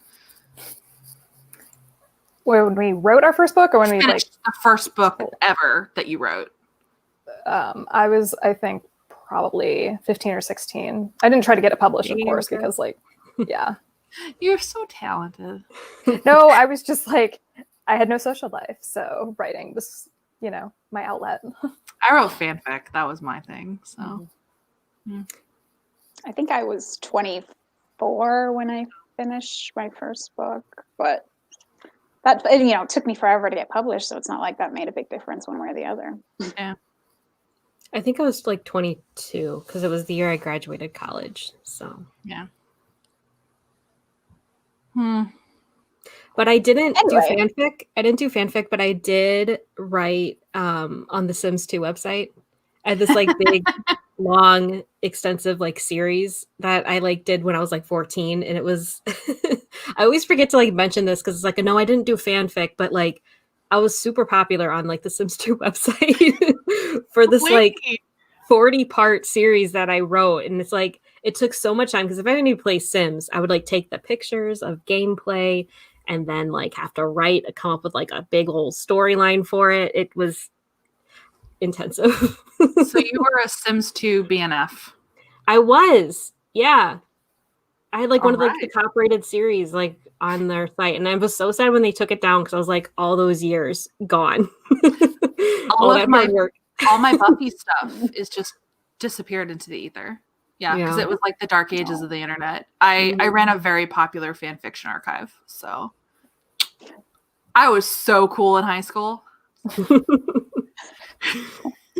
what's funny is now it's cool, and I'm like, okay, sure. I'm genuinely so envious because kids now, that sounds so pedantic, but like kids, teenagers who are applying to college and whatnot now don't have to hide their fandoms. And I'm like, yeah, I had to pretend I wasn't a weirdo. It's fine. We're fine. Also, the early days of Harry Potter when you didn't tell anyone what you were doing on LiveJournal. Oh, LiveJournal. I was deep into LiveJournal.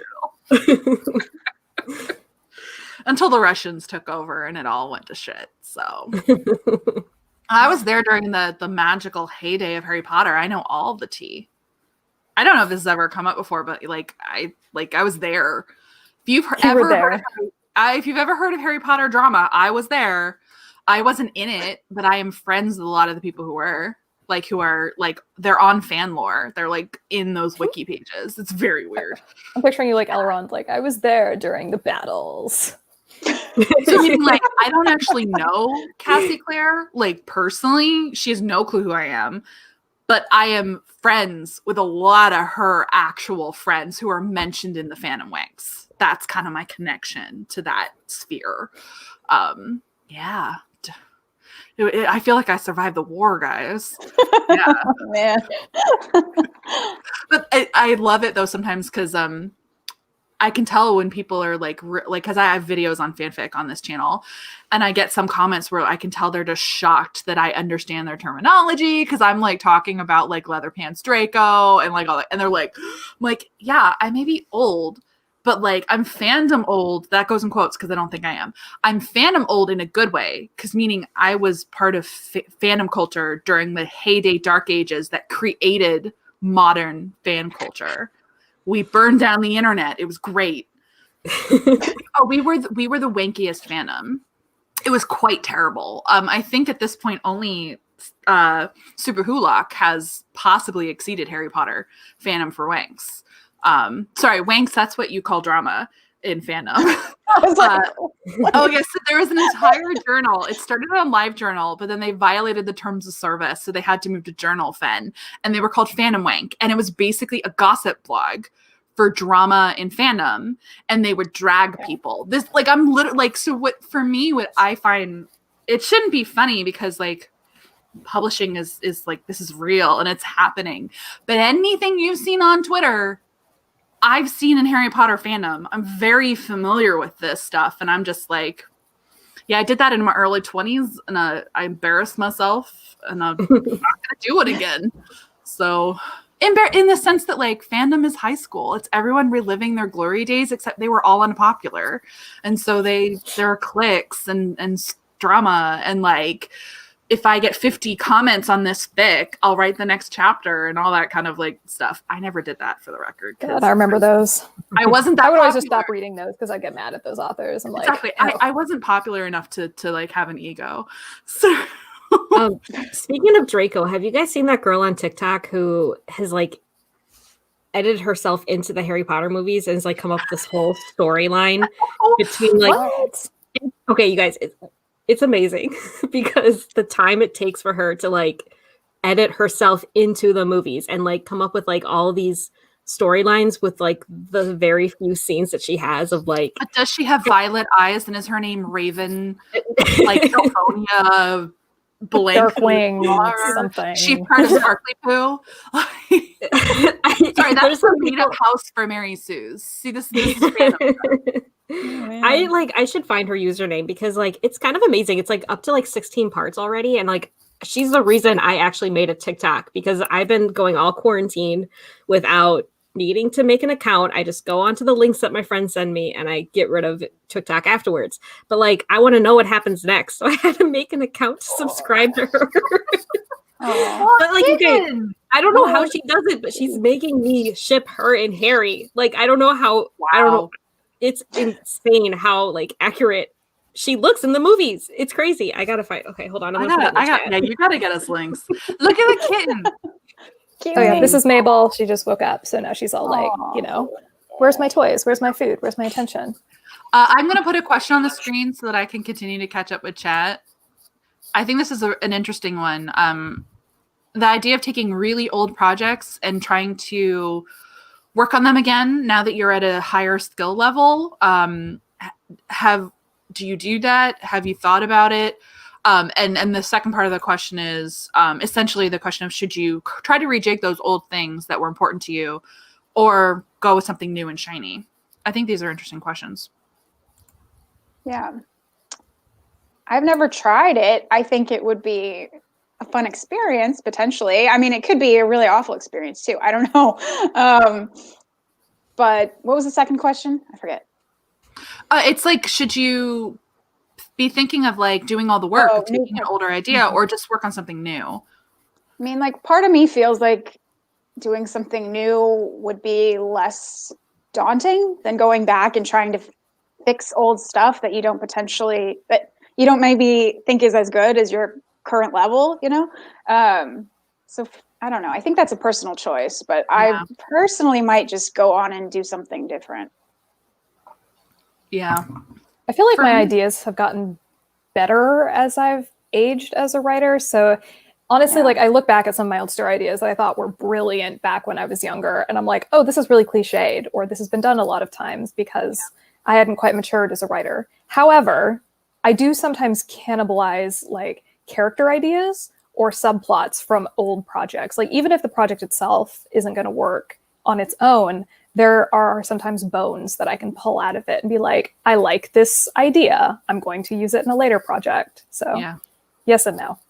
That's where I am too. Cause like I've legit thought about this myself as well. Cause there were things I loved. So I wrote 2 books that didn't sell. Well, the second one didn't get an agent. That's a whole other story. Long story. But the first one was time travel and the second one was superpowers. But there are aspects to the lore and the world because it's those 2. I spent more time on world building on both of those than I have on subsequent books, partly because my subsequent books didn't need as much. But meaning there's some really cool ideas that I like a lot. Exactly. But my executions feel so juvenile and feel so of the past and feel cliched in ways that I definitely couldn't rework them as they are. I'd have to start from scratch. And I don't know if I'd want to because I feel like I can do better now, but I plan on cannibalizing those ideas probably. One of them I already have. One of my iced fantasies, the ones that is just like on hold. I took parts of the world building from the second book and grafted them on top of that. They're basically both inspired by that historical thing that I really like. So the YA fantasy is a fresher take on it. So I'm more likely to go to that to get out of it what I want. Though some of my superpowers were so cool. Oh, man, now I'm all nostalgic. And then the time travel thing, I actually know what I'm probably going to do to mine from that what I wanted. But it'll be a completely different book. Probably adult, like super different. So, yeah. Lainey, do you have thoughts? Pretty much everything you guys said. I mean, I don't have that. I'm trying to think.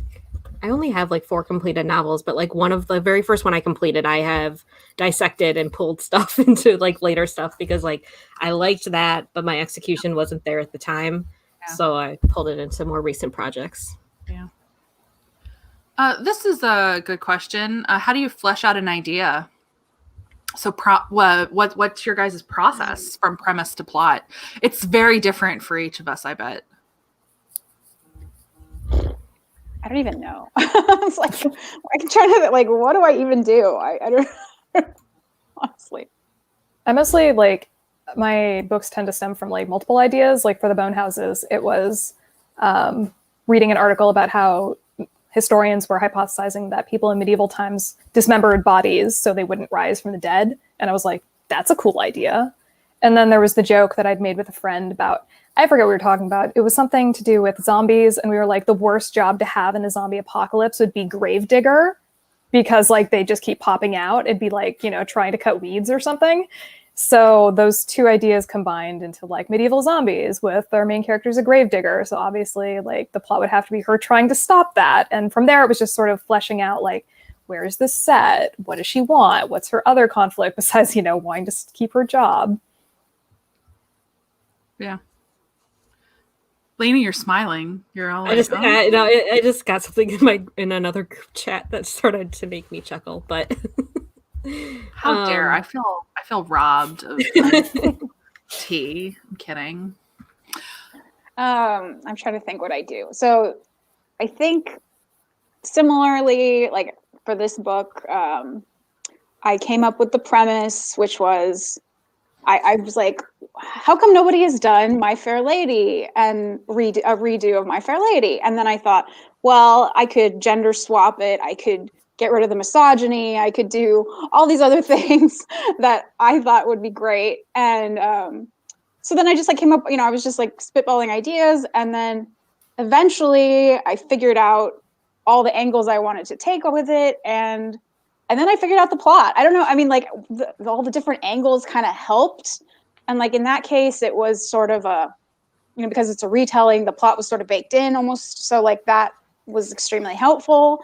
But I'm trying to think like when you're doing it just, you know, from scratch and it's totally out of your head, you know, it's totally like, I don't really remember what I did other than just like layer things in for Dangerous Alliance. I just like pulled stuff.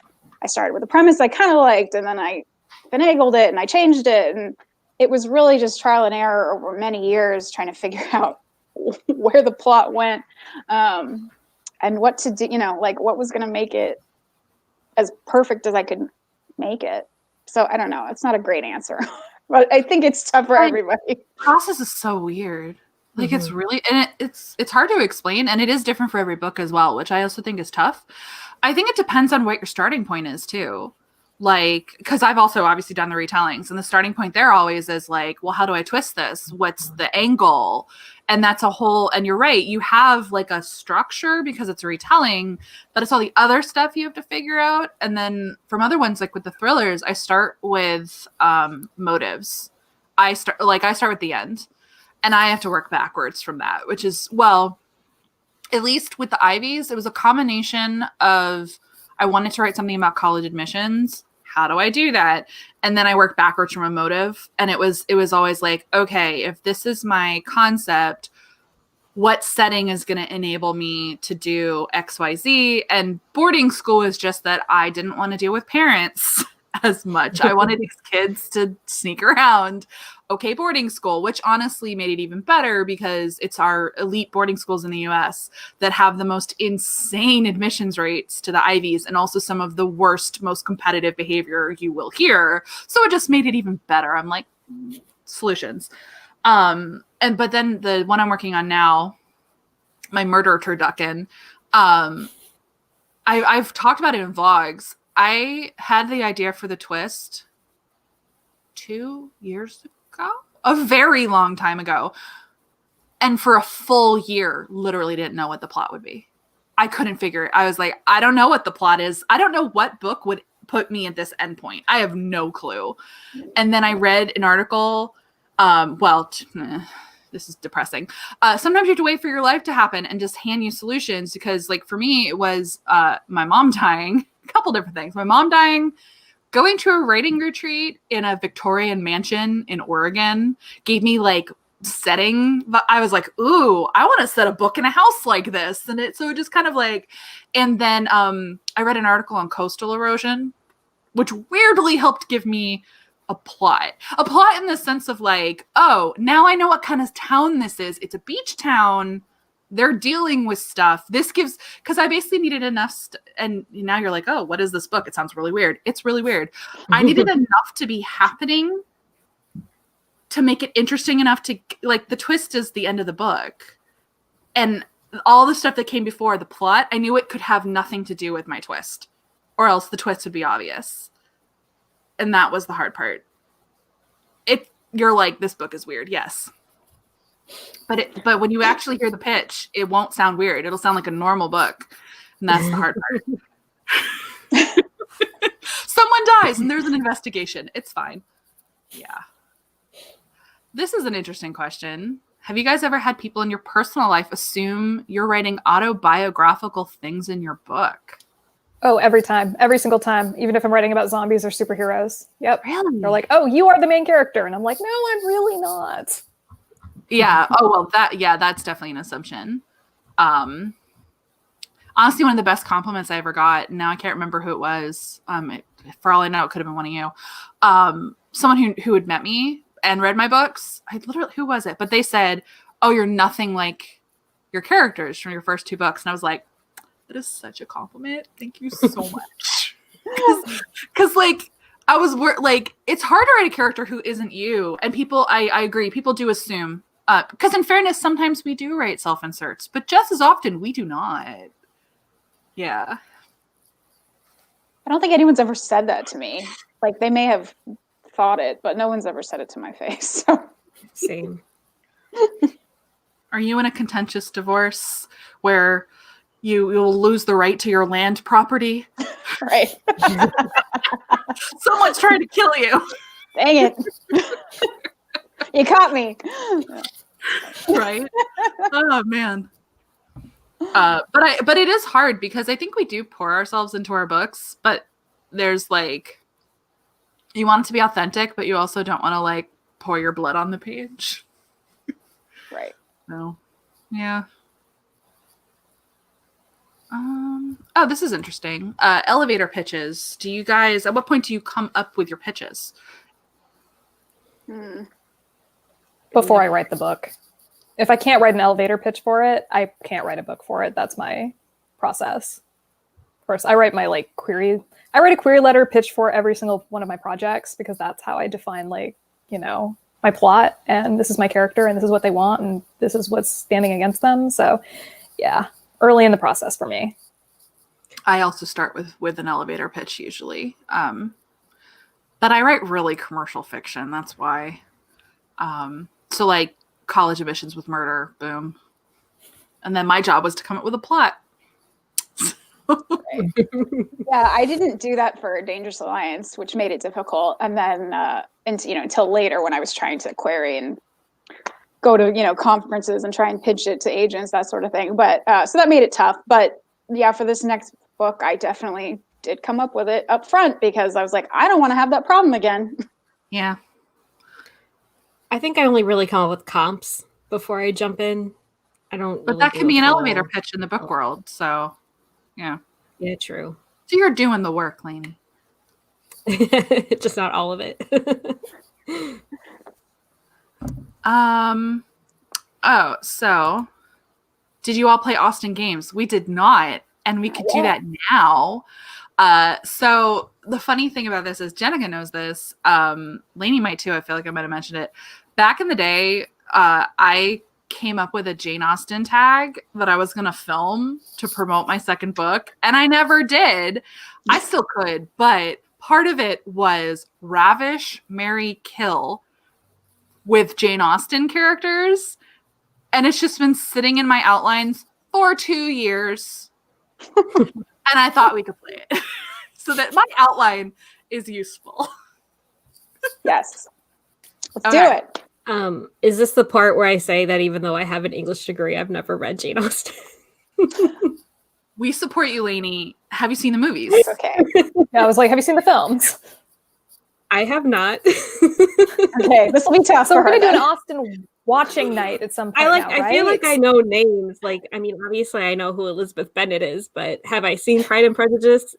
No. Lainey, this is rocking the foundations of our friendship. You have homework, girl. I don't know how. I mean, I always want to watch. Romance. I know, but like, I don't know how. I know they don't have sex, but they touch hands, and it's very You know, exciting. I know that hand grip, even though I've never seen the damn movie. I know that that's a thing that people are very passionate about. The hand grip to end all hand grips. Yes. With all due respect to Jane Austen, if there's one thing I make you do, it will actually be watching North and South, because I think you will love it. Because if you haven't seen Austen, you haven't seen North and South. No, I mean, no, I haven't seen. It is sex on screen. But I have a really hard time watching not BBC touching stuff. like, I don't know. I just don't really like British shows. I have a hard time getting into them. I don't know why. Maybe we're gonna work only on if this. they're made. No offense to anybody who's like watching who's in the UK, but like ones that are made in the UK, I can't get into them that much. Lady, I don't know why. we're such different people. Like if it was filmed for the BBC, I can't watch it. So Ouch. I've tried. I can't get into it. I'm genuinely upset, lady. I don't know what to do. Okay, but also like I feel like that time period is not like my favorite. So like I'll watch like stuff that has to do. Okay, wait. Great Five just asked if I saw Pride and Prejudice and Zombies. I did see that, even though I know it's like really bad. I've seen that. You've seen that and you haven't seen the 2005 Pride and Prejudice adaptation? No, okay, so the thing with that is I've always wanted to see the 2005 edition, but like every time I've like tried to find it, like it's always been like unavailable or I'd have to rent it and I haven't been in the mood to rent anything. And then it's part of Stars. I didn't have Stars at the time. I know it's on Netflix. It's on Netflix. Yeah, now. Yeah. So like Yeah, I it's on can Netflix, now. so. I just haven't.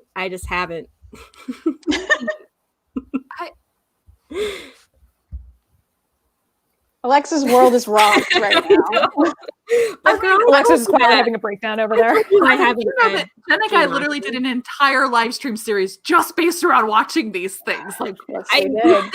they're my comfort food. They're so good. British shit is great. I can't. Lady. If it's like I don't know if it's just that the time period's not my favorite, but I don't like that. I'm still gonna try to make you watch North and South. It's Is very it like a show or is it like a movie? It's a mini series. It's 4 parts. Richard Armitage is sex on a goddamn stick. Except, of course, they never touch except for one time. But it's so good. But it's set in the 1860s. It was written by Elizabeth Gaskell, who was Charlotte Bronte's pen pal. Fun fact, it's really interesting, but it's all about unions versus factories. And I know that doesn't sound interesting, but it really is.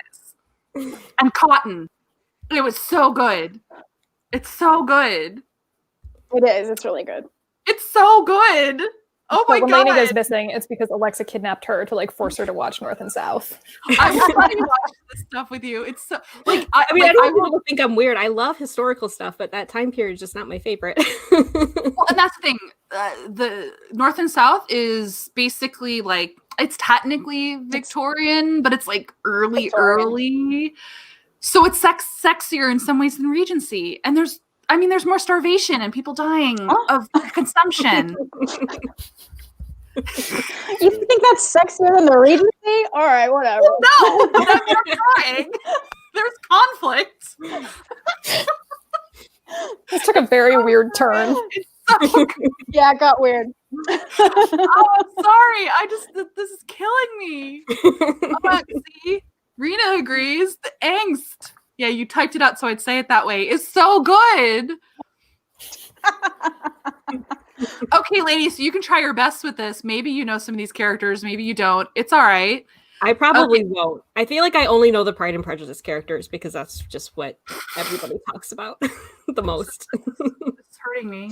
Oh my god. I mean, I'll be honest, I haven't read every single Jane Austen book because I haven't either. But I've seen all the movies, basically, especially after our stream. Like, I can't believe I slept on Northanger Abbey, like, choices. But anyway. Wow. Okay. Well, so this is Ravish, Marry, Kill. We are age-friendly, Ravish. The first one is sexy Austen romantic heroes. Darcy, Knightley, and Wentworth. The hard part is killing people in any of these. So explain the references for Lainey. Oh, so Mr. Darcy. He's the hand gripper. I know that. Do you have any context for the Gwyneth Paltrow Emma? Nothing? Jeremy Northam? Nothing? Okay. No. Wow. You haven't even seen the new Emma? That's very rock and roll. You might like the new Emma. Is that the one with like that Anya? Yes, Anya Taylor-Joy. I'm going to work on you. Anyway, it's on HBO Max streaming. And then Wentworth is my beloved from Persuasion. Okay. All right. Someone else has to go first because I wrote this and I don't know the answer to my own question. So, okay, give me the choices one more time, please. Darcy, Knightley, Wentworth, Ravish, Mary, Kill. Okay. I have to gotta think about this.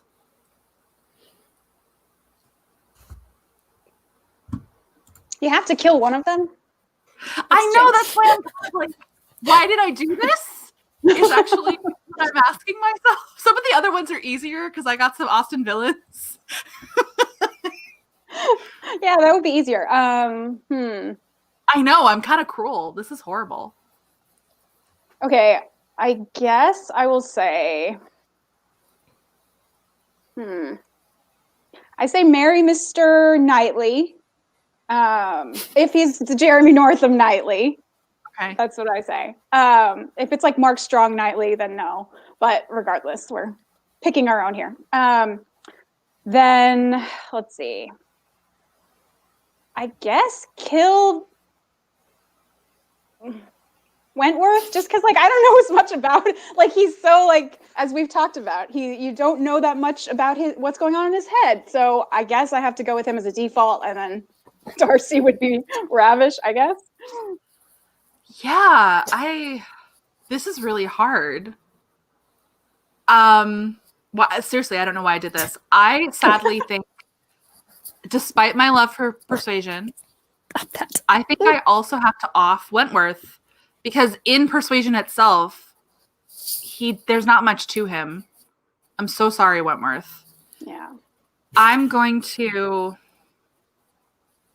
I actually want to marry Darcy because I actually think we get along.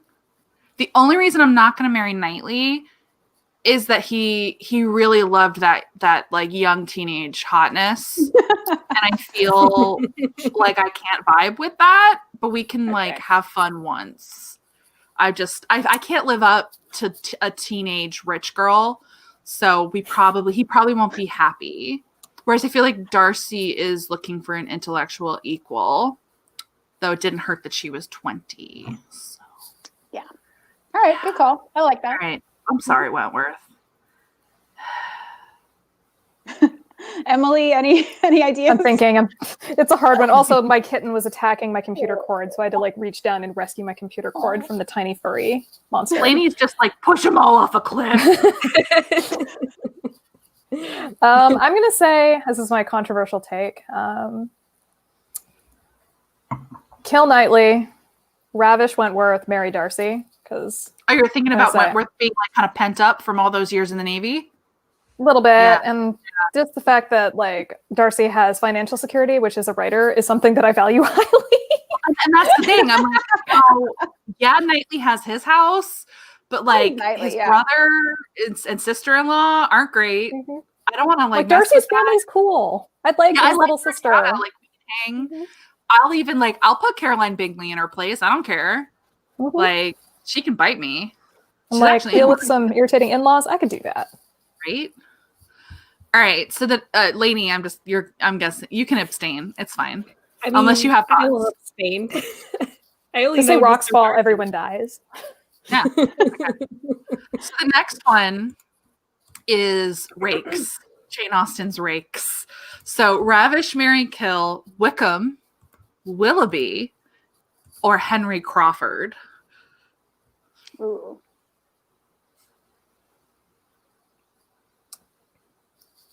I mean, yeah, and then in this case, it's like, well, I can kill any of those three. I know, right? Just shove them off the cliff. I feel like Wickham would be good to Ravish just once, but you would not want to marry that hot mess because, like, that would not. That end up as like one of those Reddit like, am I the asshole posts just waiting to happen. Yeah. They're all kind of deeply unstable. They when are. it comes to marriage. Yeah, marriage-wise, I'm trying to figure like which is the least of the evils. Yeah. I mean, I guess I'd go with Willoughby, but he's shitty. But I probably would go with him. Yeah, and I guess Henry Crawford gets the other one by default. But Yep. I'd probably do the same thing, honestly. And I'm like gonna be not good choices. Yeah, I'm gonna be a little. That was on purpose. I'm gonna be a little different. I'm gonna marry Henry Crawford because while unscrupulous, I feel compared to the other two, less directly, obviously chasing wealth. Meaning, I feel Henry Crawford is the least likely to poison me so that I die, so that he becomes a widower. So I'll marry him because the other two, I think, might murder me if we get married to seek better prospects. Thus, I'm going to kill Wickham and ravish Willoughby because he'll be sad, but okay. I don't trust Wickham, so that's why he's dead. Yeah. Like, I trust him the least. You're changing my mind, actually, because I feel like Willoughby, I've forgotten the part about like how he likes to ravish like 15-year-olds. So that's freaking weird. Ew! Oh God! Why did I make choices? I'm still, but I don't trust Wickham either. He also likes 15-year-olds. No, this is the downside of the rakes of the Austen times.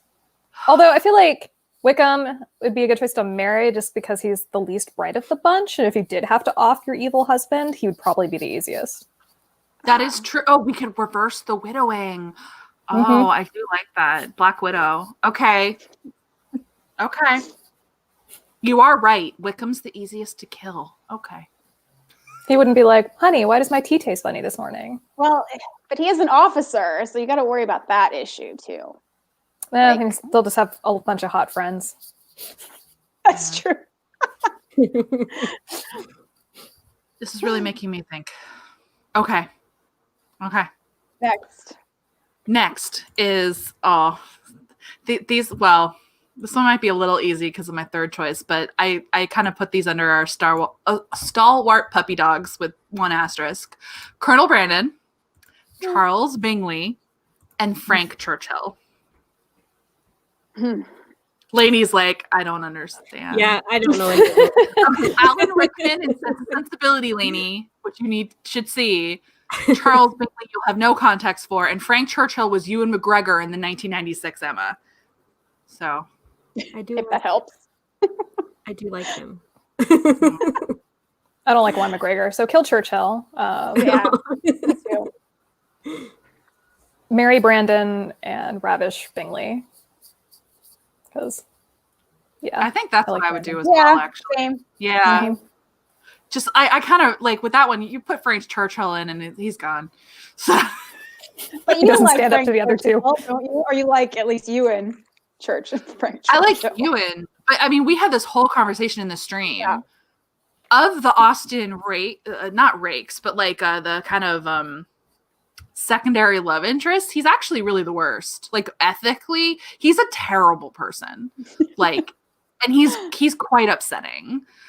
He's as bad as the rakes, in my opinion, even though we're supposed to kind of like him by the end of Emma. I'm like, he like willfully lied. He messed around with Emma's emotions. He fucked over his parents, and poor Jane Fairfax had to like sit there the whole time. He's not a nice person. Okay. Anyway.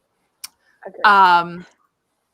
Next is contentious women: Caroline Bingley, Lydia Bennet, and Mary Crawford.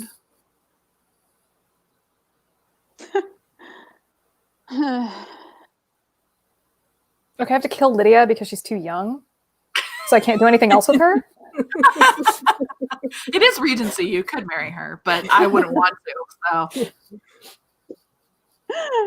I don't know about the other two, but sorry, Lydia, you're dead. Yeah, actually, ditto. Like that. That's a no-brainer for me. She's annoying. Agree. Who's the Caroline Bingley and Caroline Bingley and Mary Crawford. I guess I would marry Mary Crawford, but I think I'd marry Bingley just because it'd be like marrying one of the like Cersei from Game of Thrones. You'd never be bored. You might be like have a very like stressful life, but you'd never be bored. Yeah. That's would really get on my nerves. I don't think I couldn't handle her.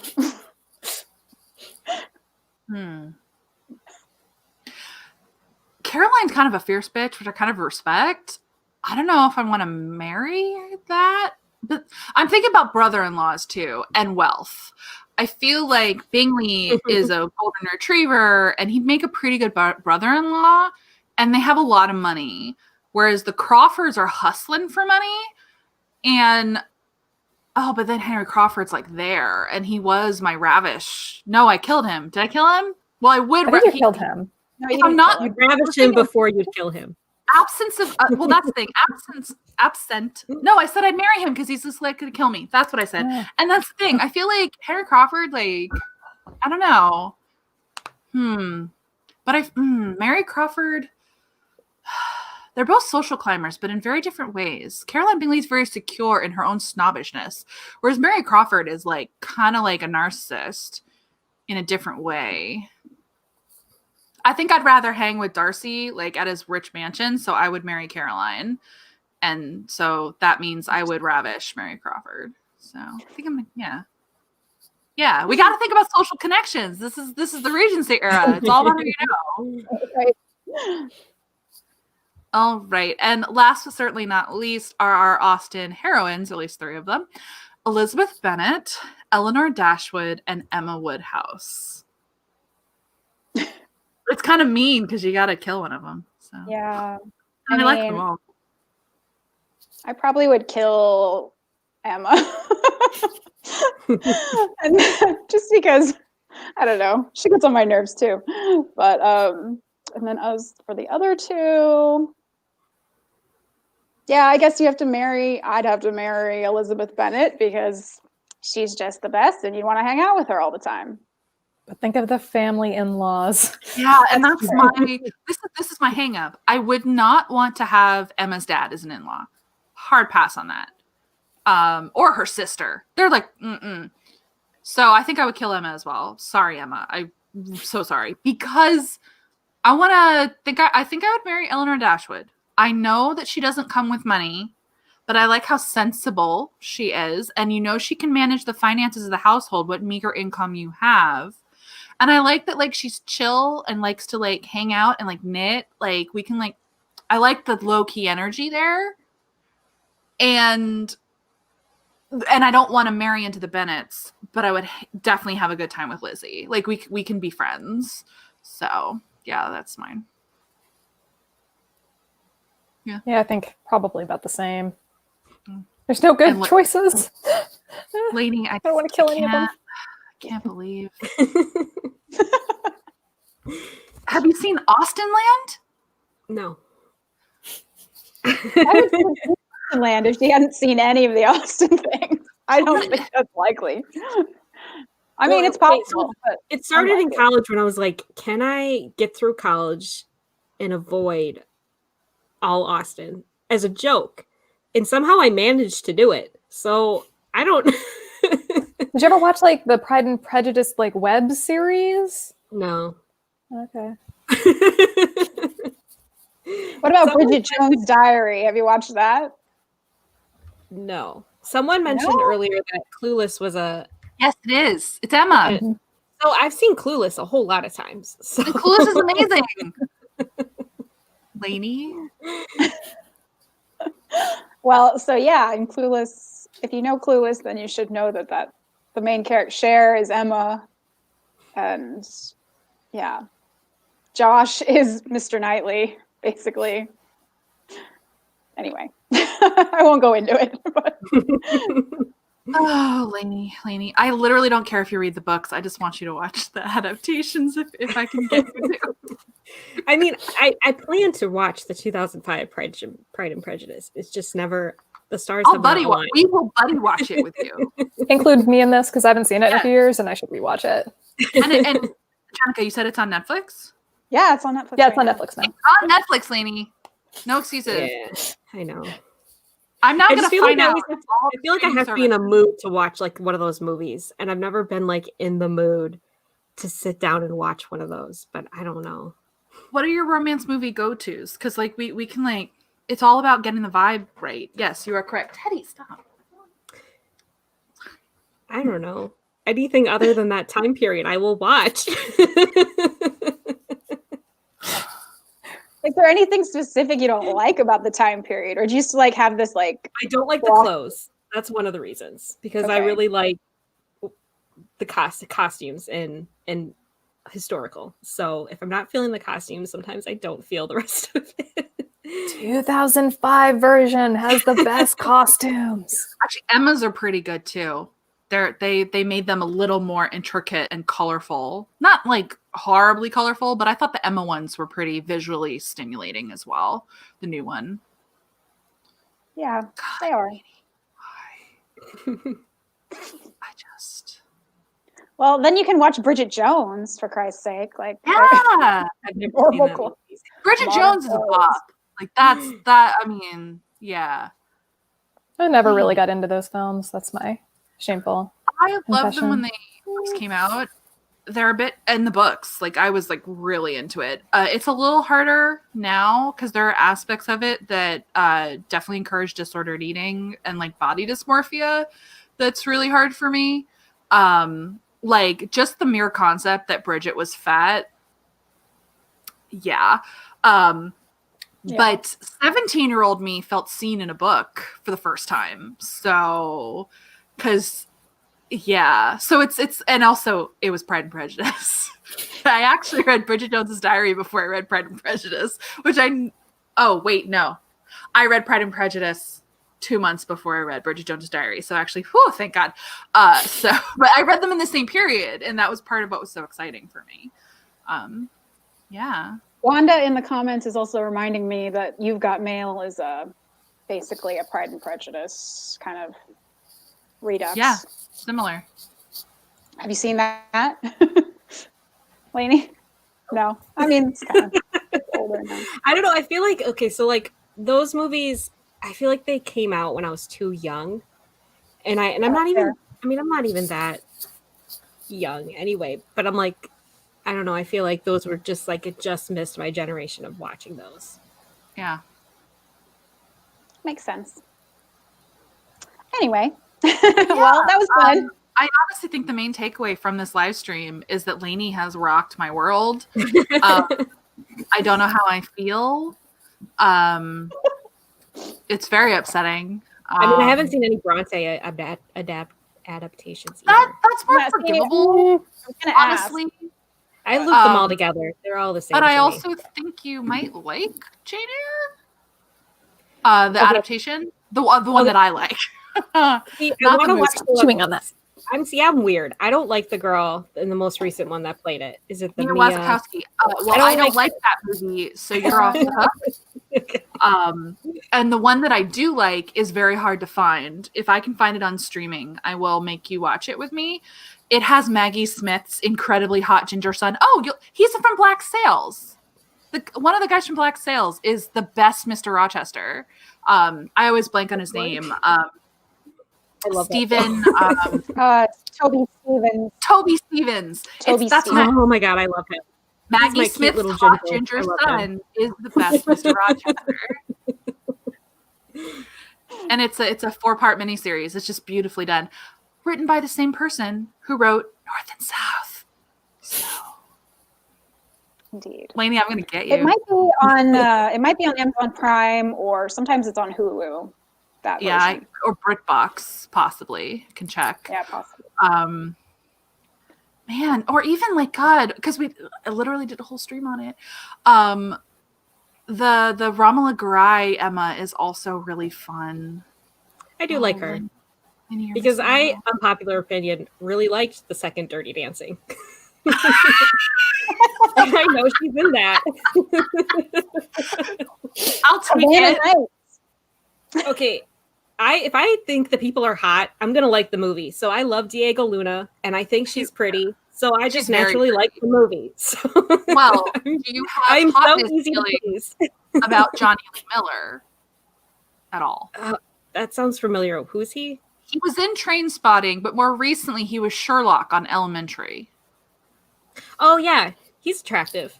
Okay, then maybe we can get you to watch the 2009 Emma miniseries because it's Ramala Garai and him. Okay. Smoochy, smoochy, kissy, kissy. So, and that one I think is on Prime. We're gonna work on you. We're gonna, and I'm gonna show you pictures of Richard Armitage to try to get you to watch North and South. He's so hot. I watched Into the Storm just for him, which is a terrible disaster movie. It's very bad. And I watched it for Richard Armitage in the movie theater. That is how strongly I love North and South. So what's that? I feel like I've seen that movie too. It's a really bad tornado movie where like two hot teenagers have to hide in a drain ditch and like they almost drown. I just recently watched that and I was like, this isn't good, but I'm watching it because it's tornadoes. So, you know, he's the dad who's also like a principal or something. He's got like dad bod. Yeah. Okay. That's Richard Armitage. And he did North and South when he was like, I mean, I think he's sexy no matter what age he is. I love him. He's slightly younger in North and South. And he was also on one of my favorite shows, Spooks, which is a spy show. So I love him. Yeah. I'm going to work on you. It's going to be great. Our next dream. Comment. Yeah. Go ahead. No, someone's got a comment that Lainey gonna be Clockwork Orange.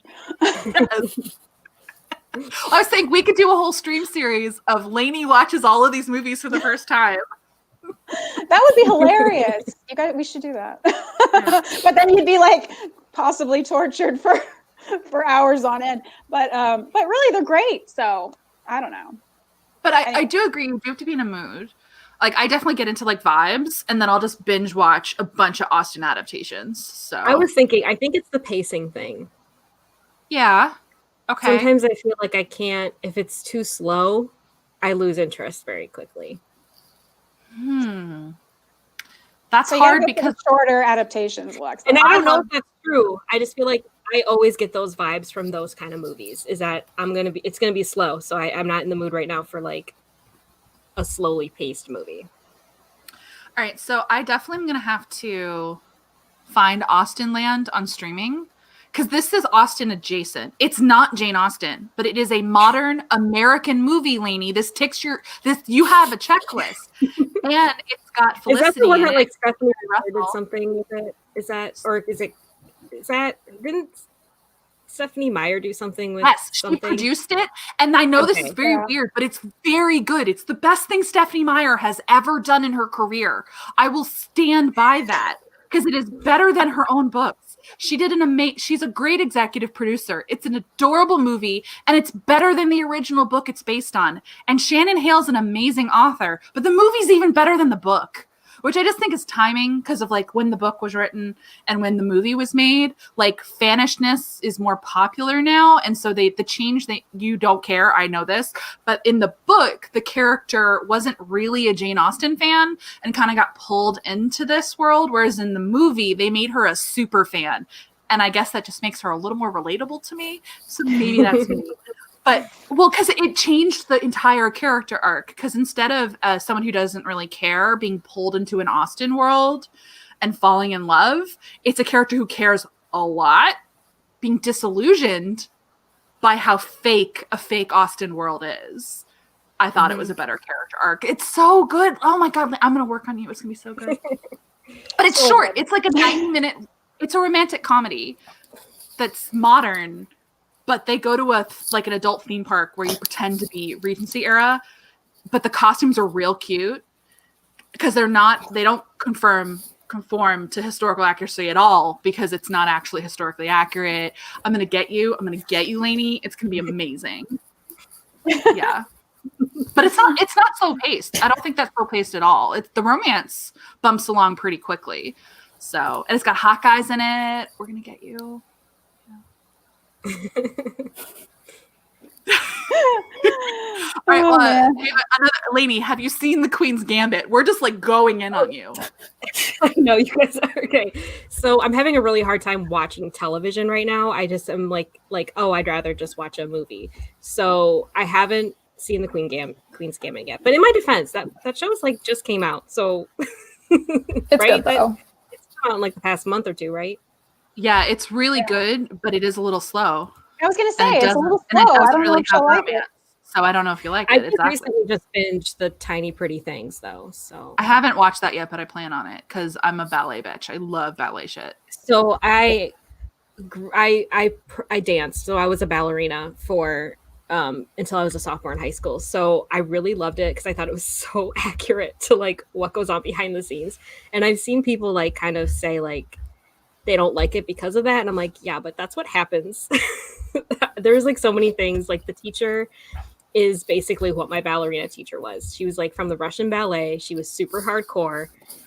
I seriously get I get triggered sometimes when I hear the Nutcracker music because we used to dance the Nutcracker a lot.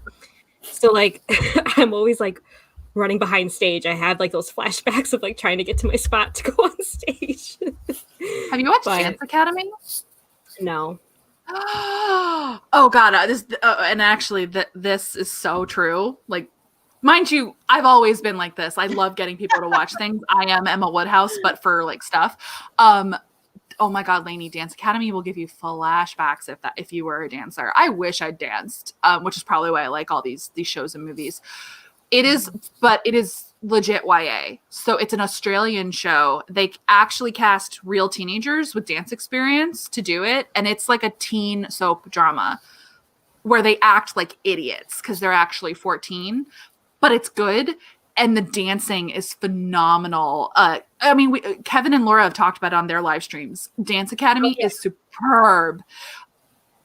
That show made me break down and cry more than once. It is so good, but it's also like you want to smack Tara in the face because she's the protagonist who acts like a real 14-year-old because she's a real 14-year-old. So she's like, I am in love with Ethan. Oh, and you're like, girl, calm down and go to class. But it's still really good, and you should watch it. And it's got some nightmare like professional ballet teachers. It's great. It's super good. But yeah, I love Center Stage so much. I love Center Stage too, as bad as it is. It's like so good, but it's so bad. I mean, like when you find out later that like Juliet is a real professional ballerina who's super famous, and I'm like, cool. And Ethan too. Ethan, I know that's not right. What's his face? Isn't that his name? No, maybe that is. Oh, because his fake name is Cooper. So yeah, his name actually is Ethan. But I think that's also the name of the love interest on Dance Academy, if I'm recalling correctly. So that go figure. But yeah, Center Stage, man, ballet stuff. Well, do we need to talk about any more writing stuff, or we? I think I killed the chat with my shock over the Jane Austen revelations that have gone down today. So, people want to go behind the scenes of my psychology and why I don't like this stuff. We're gonna work on it. I want to not like this stuff. We should be clear. Like you don't have to like everything everyone, the three of us like here. A lot of people are asking though, what are my favorite movies? I like a lot of action movies and I like a lot of horror movies. I think the perfect movie is The Mummy from 1999. Oh, I love The Mummy. That's such a good one. Because it's everything. It's an action movie. It's a romance movie. It's a horror movie. It's everything. It's the perfect movie. And I will die. That's the hill I die on. But I'm a big fan of the Fast and Furious franchise because especially the later ones, because they like really honed in on like this found family thing. Because the later ones are the best ones. Like once they turn into heist films, they're amazing. Yeah. And like that's when I got the heist film. Yeah, I mean, I love those movies so much that Paul Walker was the only celebrity I've cried for. That was sad. Oh God, that movie broke. Yeah. Yeah. Yeah, and I like a lot of horror movies too. So, what are your feelings on the Mission Impossible franchise? Okay, so I've never seen the first one, second one, or the third one. I've never seen the fourth one. I jumped in strangely, went to the theater to see the fifth one, and the fifth one.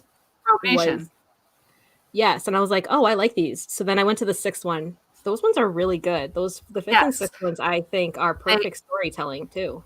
They are, but you have to watch Ghost Protocol. I'm fine if you skip 1 through 3, honestly, but 4. I think I've seen parts of Ghost Protocol. It's the best one. It's one of my all-time favorite movies. I like unabashed. I also own every single one on Blu-ray because I love Mission Impossible. The second one's garbage though. Like it's just in the set. I like the second one. It's so weird. You like the slow motion doves? Oh, it's just stupid. Aged. I don't know. It's just like so dumb poorly. And kind of fun. Yeah, it is dumb. But the problem is that it doesn't sit very well in the rest of the franchise for that because it's so stylized to that director, which is a whole other thing. But in fairness, because I love Mission Impossible, so now you know that, and so I also love action movies. But I also like Die Hard. Die Hard is good, except for the last one. Okay, in the final one's defense, Jai Courtney is a whole ass snack, so I will watch him do whatever. So that's my conflict with that one as well. I've watched it a couple times because again, I own all of them on Blu-ray. Yeah, same. My conflict with I watch it and I want it to be better than it is because Jai Courtney is so hot. The storyline wasn't good in that last one, which sucks because I personally think the best Die Hard is the 4th one. Live Free or Die Hard.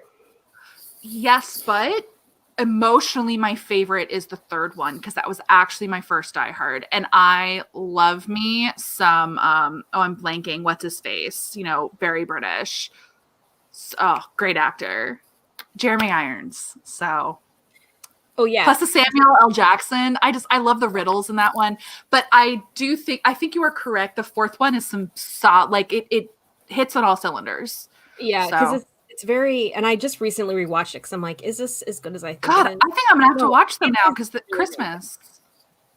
Yeah. Okay. Well, okay. The 4th one's like a 4th of July movie because it takes place over the 4th of July. Yeah, but if you start with the first one and the second, which are Christmas movies, you kind of have to keep going.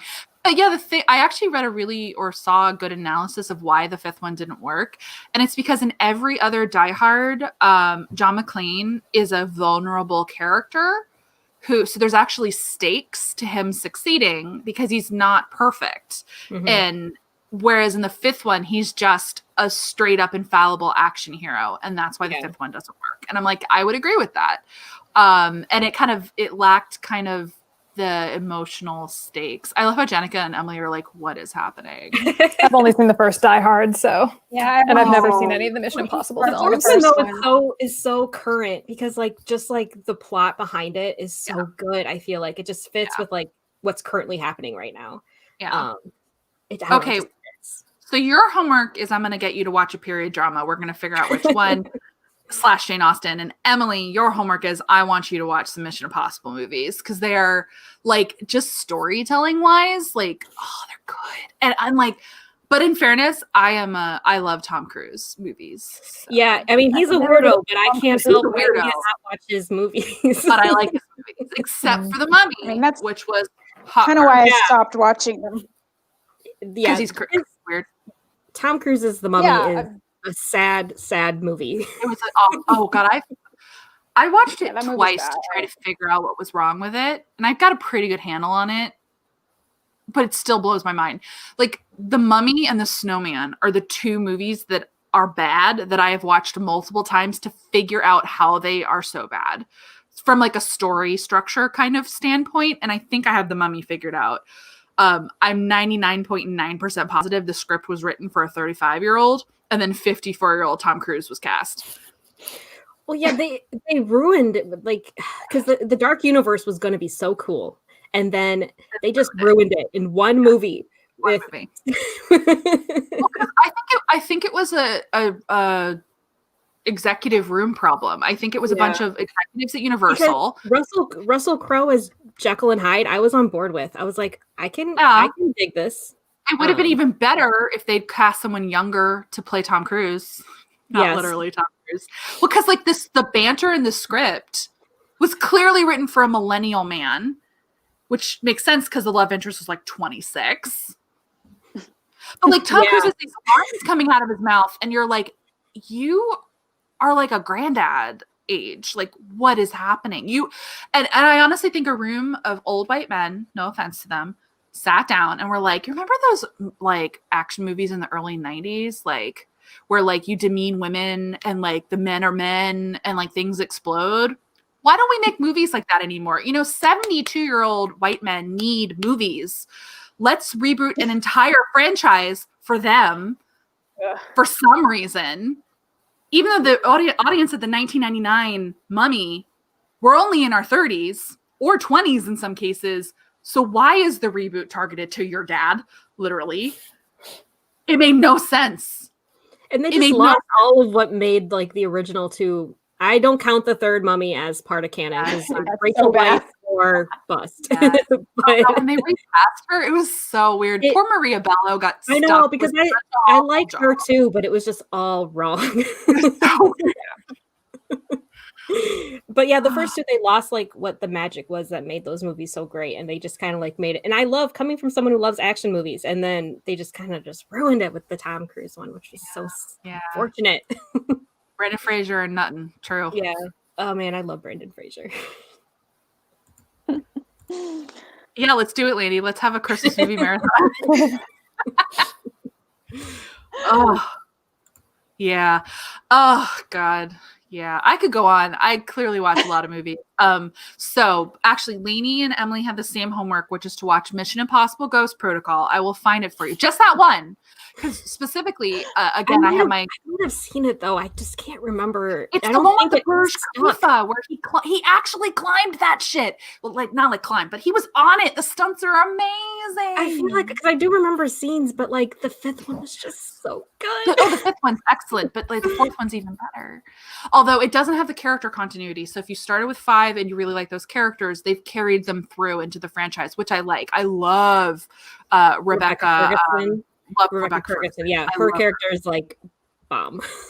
Yeah, but honestly, I'm sad. Like there were some characters in 4 that I really liked, and then they never showed up again, and it made me sad. Yeah. Okay, so that's your homework. I'm gonna find it for you because just from a storytelling perspective, I'm pretty sure it was a standalone spy script that was adapted to become a Mission Impossible movie. So it is just a solidly plotted spy movie, Cold War spy movies. People are so. Hold the Bananas is like so. You were so into Mission Impossible. I feel like we've talked about Mission Impossible before, though. Maybe like these are the things that are completely irrelevant to my channel that never come up. I have been a Mission Impossible stan for a very long time. Yeah. I did one like media movie video on my channel, and the views were like awful. So I'm like, fine, you guys don't want to know what I'm watching. I'm not sharing it anymore. And the whole disaster movies thing, like I have been legit like seriously into watching them since the 90s. I've seen them all. I have very strong feelings about them, but it's just completely irrelevant to writing books. I know. So someone else mentioned like The Day After Tomorrow really earlier on in the chat. Oh, that movie's garbage. I love it. No, I love it. I think that's my favorite disaster movie. Oh no, it's great. Okay, because, so I love Dennis Quaid. He's like he's like the hot sexy daddy, and then Jake Gyllenhaal is just like the hot sexy boy. So it was like 2 love interests that I loved watching. So in fairness, when I say it's garbage, they're all garbage. I love them all. They're all amazing. Yeah. I mean, that one's actually pretty above average in terms of scripting, structure, etc. And through 2004 books instead of the wooden furniture for warmth. Oh no, I'm still mad about that. I'm still mad. That made me mad. I was like, I hate you, film. Burn the freaking couch you're sitting on. Put the dictionary down. God, I haven't seen that in forever. It's I watched it during quarantine. I've rewatched anything that's on streaming from the 90s and 2000s. I've watched it for like nostalgia mood because I'm a crotchety old woman, I suppose, but like I genuinely feel Hollywood has lost something. That they mostly don't do practical effects anymore, which is why I still like Tom Cruise movies. He's one of the only people in Hollywood who does practical effects and stunt work in his films. He advocates for them, and there's something about them that I like.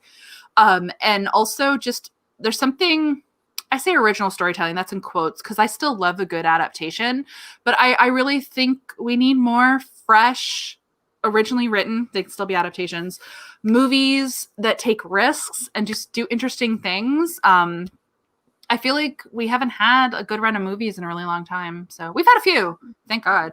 But not enough. I feel like poor Hollywood. And I literally work in Hollywood, but that's how I feel about movies. Like, yeah, me too. Yeah. Anyway, I miss real stunts. Like I love watching the old stuff from the 80s and early 90s so that you can actually see real stunts and like. Yeah, and that's for me, like, yeah, that's why I like Tom Cruise movies. And yeah, anything that does practical effects I love. And that's why, like, there's a reason Jurassic Park holds up. I was just rewatching that like a couple weeks ago. Yeah. Well, yeah, and great exactly. They're just remaking movies that were good from the 80s and 90s instead of making new movies. Those movies were new when they made them ish. And that's actually what's interesting. Mission Impossible obviously was a remake, a film version of a TV show. I'm not opposed to that kind of innovation, rebooting on top of things. But now we're rebooting reboots, and it's just very weird. They're rebooting True Blood, and I'm like, I'm sorry, that's so freaking recent. Why? I just don't get it. And I'm so tired. I feel like Hollywood is creatively bankrupt. Buy my book. Why not buy all of our books since they're pretty much original, but whatever. But like the thing with like True Blood that really like upsets me is that there's so many good paranormal romances that they could adapt, and they just so many new ones. Yeah, and they even old ones that never got adapted. Yeah. I'm sorry, it's like the actors in True Blood can still play their characters. Not enough time has passed. Yes. They all look the same. Exactly. It's so weird. I mean, I say what a choice, but like at the end of the day, it's money. It's going to make them money. It's easy to do. So. The world we live in.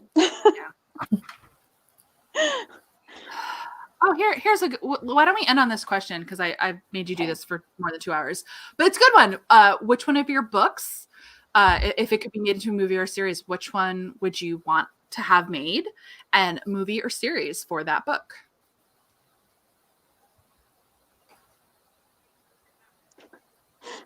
I have strong opinions. I just always I don't want to be overbearing.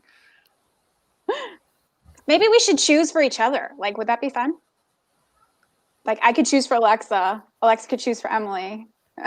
Or I don't know. That might be interesting. I feel like I know the most about all three of your stuff. Oh no, I just want an Ivy's CW show. Yeah, definitely the Ivy. I want an Ivy CW show as well. Or you know what? I actually think it'd be a very interesting Amazon Prime series or Netflix. I'm watching The Wilds, which is teen trash, but it's giving me some good vibes. So yeah, well, Amazon. Your two sci-fi could be its own series too. Right. I think, but no, Hollywood is very weird about sci-fi. The Ivies would be easier because it's cheaper to make. Because all you need is a boarding school and some young unknowns. So fewer special effects, Yeah, no special effects. Which is why if I was going to choose one of mine, Unseen Magic, I'd want it to be an animated show because if it's already animated, you don't have to worry about all the weird special effects that you'd have to do if it was live action. So and also I have a fond spot for kids animated TV shows, and I'm like, it would be adorable. Someone in Hollywood do it. That'd be cool. I could see the Bone Houses rocking as a pilot. Like the early part of the book would make such a killer pilot. I could see it as a series. That goat would be a nightmare to film, though. It's true. I'm like, whatever person, if they were going to try to adapt it, good luck with the goat. I'm sorry, future director. But that's why a goat is a main character. Game of Thrones-esque adaptation where they have money for special effects. Yeah. They can make dire wolves. They can make a zombie goat. They'll CGI the zombie goat. Goat wrangler will have to be one of the official staff positions. That'd be great. Yeah, I think I do for Dangerous Alliance. I think it'd be cool if it was a series, just because then it could spin off and do other characters. A limited series. Yeah, they're doing the Julia Quinn Bridgerton thing on Netflix. So exactly, yeah. See, why not? And then my book that's coming up, I'd say, I think it fits really well as a movie. So I would say movie for that one. Okay. Lainey? Oh, well, since no one read my books, specifically. I would say the one that I'm currently querying, I wrote it like a CW show, so it would probably end up on a CW show. But if that's a good or bad thing, I don't know, but that's what I wrote. Did you see that the CW is doing modern Austens? Yes, I saw I'm that. excited. I don't know. I've sadly reached the point I've started to outgrow the CW. Like that happened a couple years ago and it was a very weird realization. I was like, but it's okay. I'll be fine. Although in fairness, it could have just been that the second season of Riverdale was the second season of Riverdale. It might not be me, but that is kind of the show that broke the camel's back for me. I've been meaning to watch Nancy Drew and give it a shot, but I still would want a CW show 100%. So they got good fandoms there. They got good fandoms. They do a good job. So yeah. All right. Let's wrap it up. It's 2/19. Which works because December 19th is my birthday. Anyway, thank you everyone for being here. I had a good time. Like, I genuinely, like, you've rocked my world, Lainey. We're gonna have a conversation over. I won't make you do anything you don't want to do, but I'm still gonna try. So out of love. In return, we can pick one thing that you really want me to do, and I will try to do it. I feel like a fair exchange. Though I feel like I've seen everything. I watch a lot of movies and TV, and we'll see if we can come up with something. Because just to be fair, maybe I'll read a smutty romance for you, because I actually don't mind. That sounds great. Going on this oh no, except for I know which one you're gonna. Oh no, I know which one you might want to recommend. I don't know if I want to read that. Oh, I have to know which one. I read some wild romances. Well, exactly. I'm thinking of that alien one that you've talked about before. I read a lot of it. I just read an alien smut book that was like the Dothraki in space, and it was a good time. Maybe I'm going to renege on that offer and not push it. Or maybe you already offered. It's too late. All right. A caveman romance is really good too. Oh, I'm thinking of the caveman romance. You've talked about that one before on like panels and stuff. All right. So thank you everyone for being here. Happy December. I hope everyone's safe. It's so weird that we can't do our normal things for the holidays. We can't be with people the way that we normally would, but at least we have our computers. And books. Let's read books. I just finished a book about Princess Diana. Thank you, The Crown. Oh, I have feelings about that. Like, we can talk about it in some other live stream if anyone just wants to have a whole live stream to talk about Diana, Princess of Wales. Yeah, I got feelings. Anyway, happy holidays, everyone, whatever you celebrate, wherever you celebrate, and stay safe.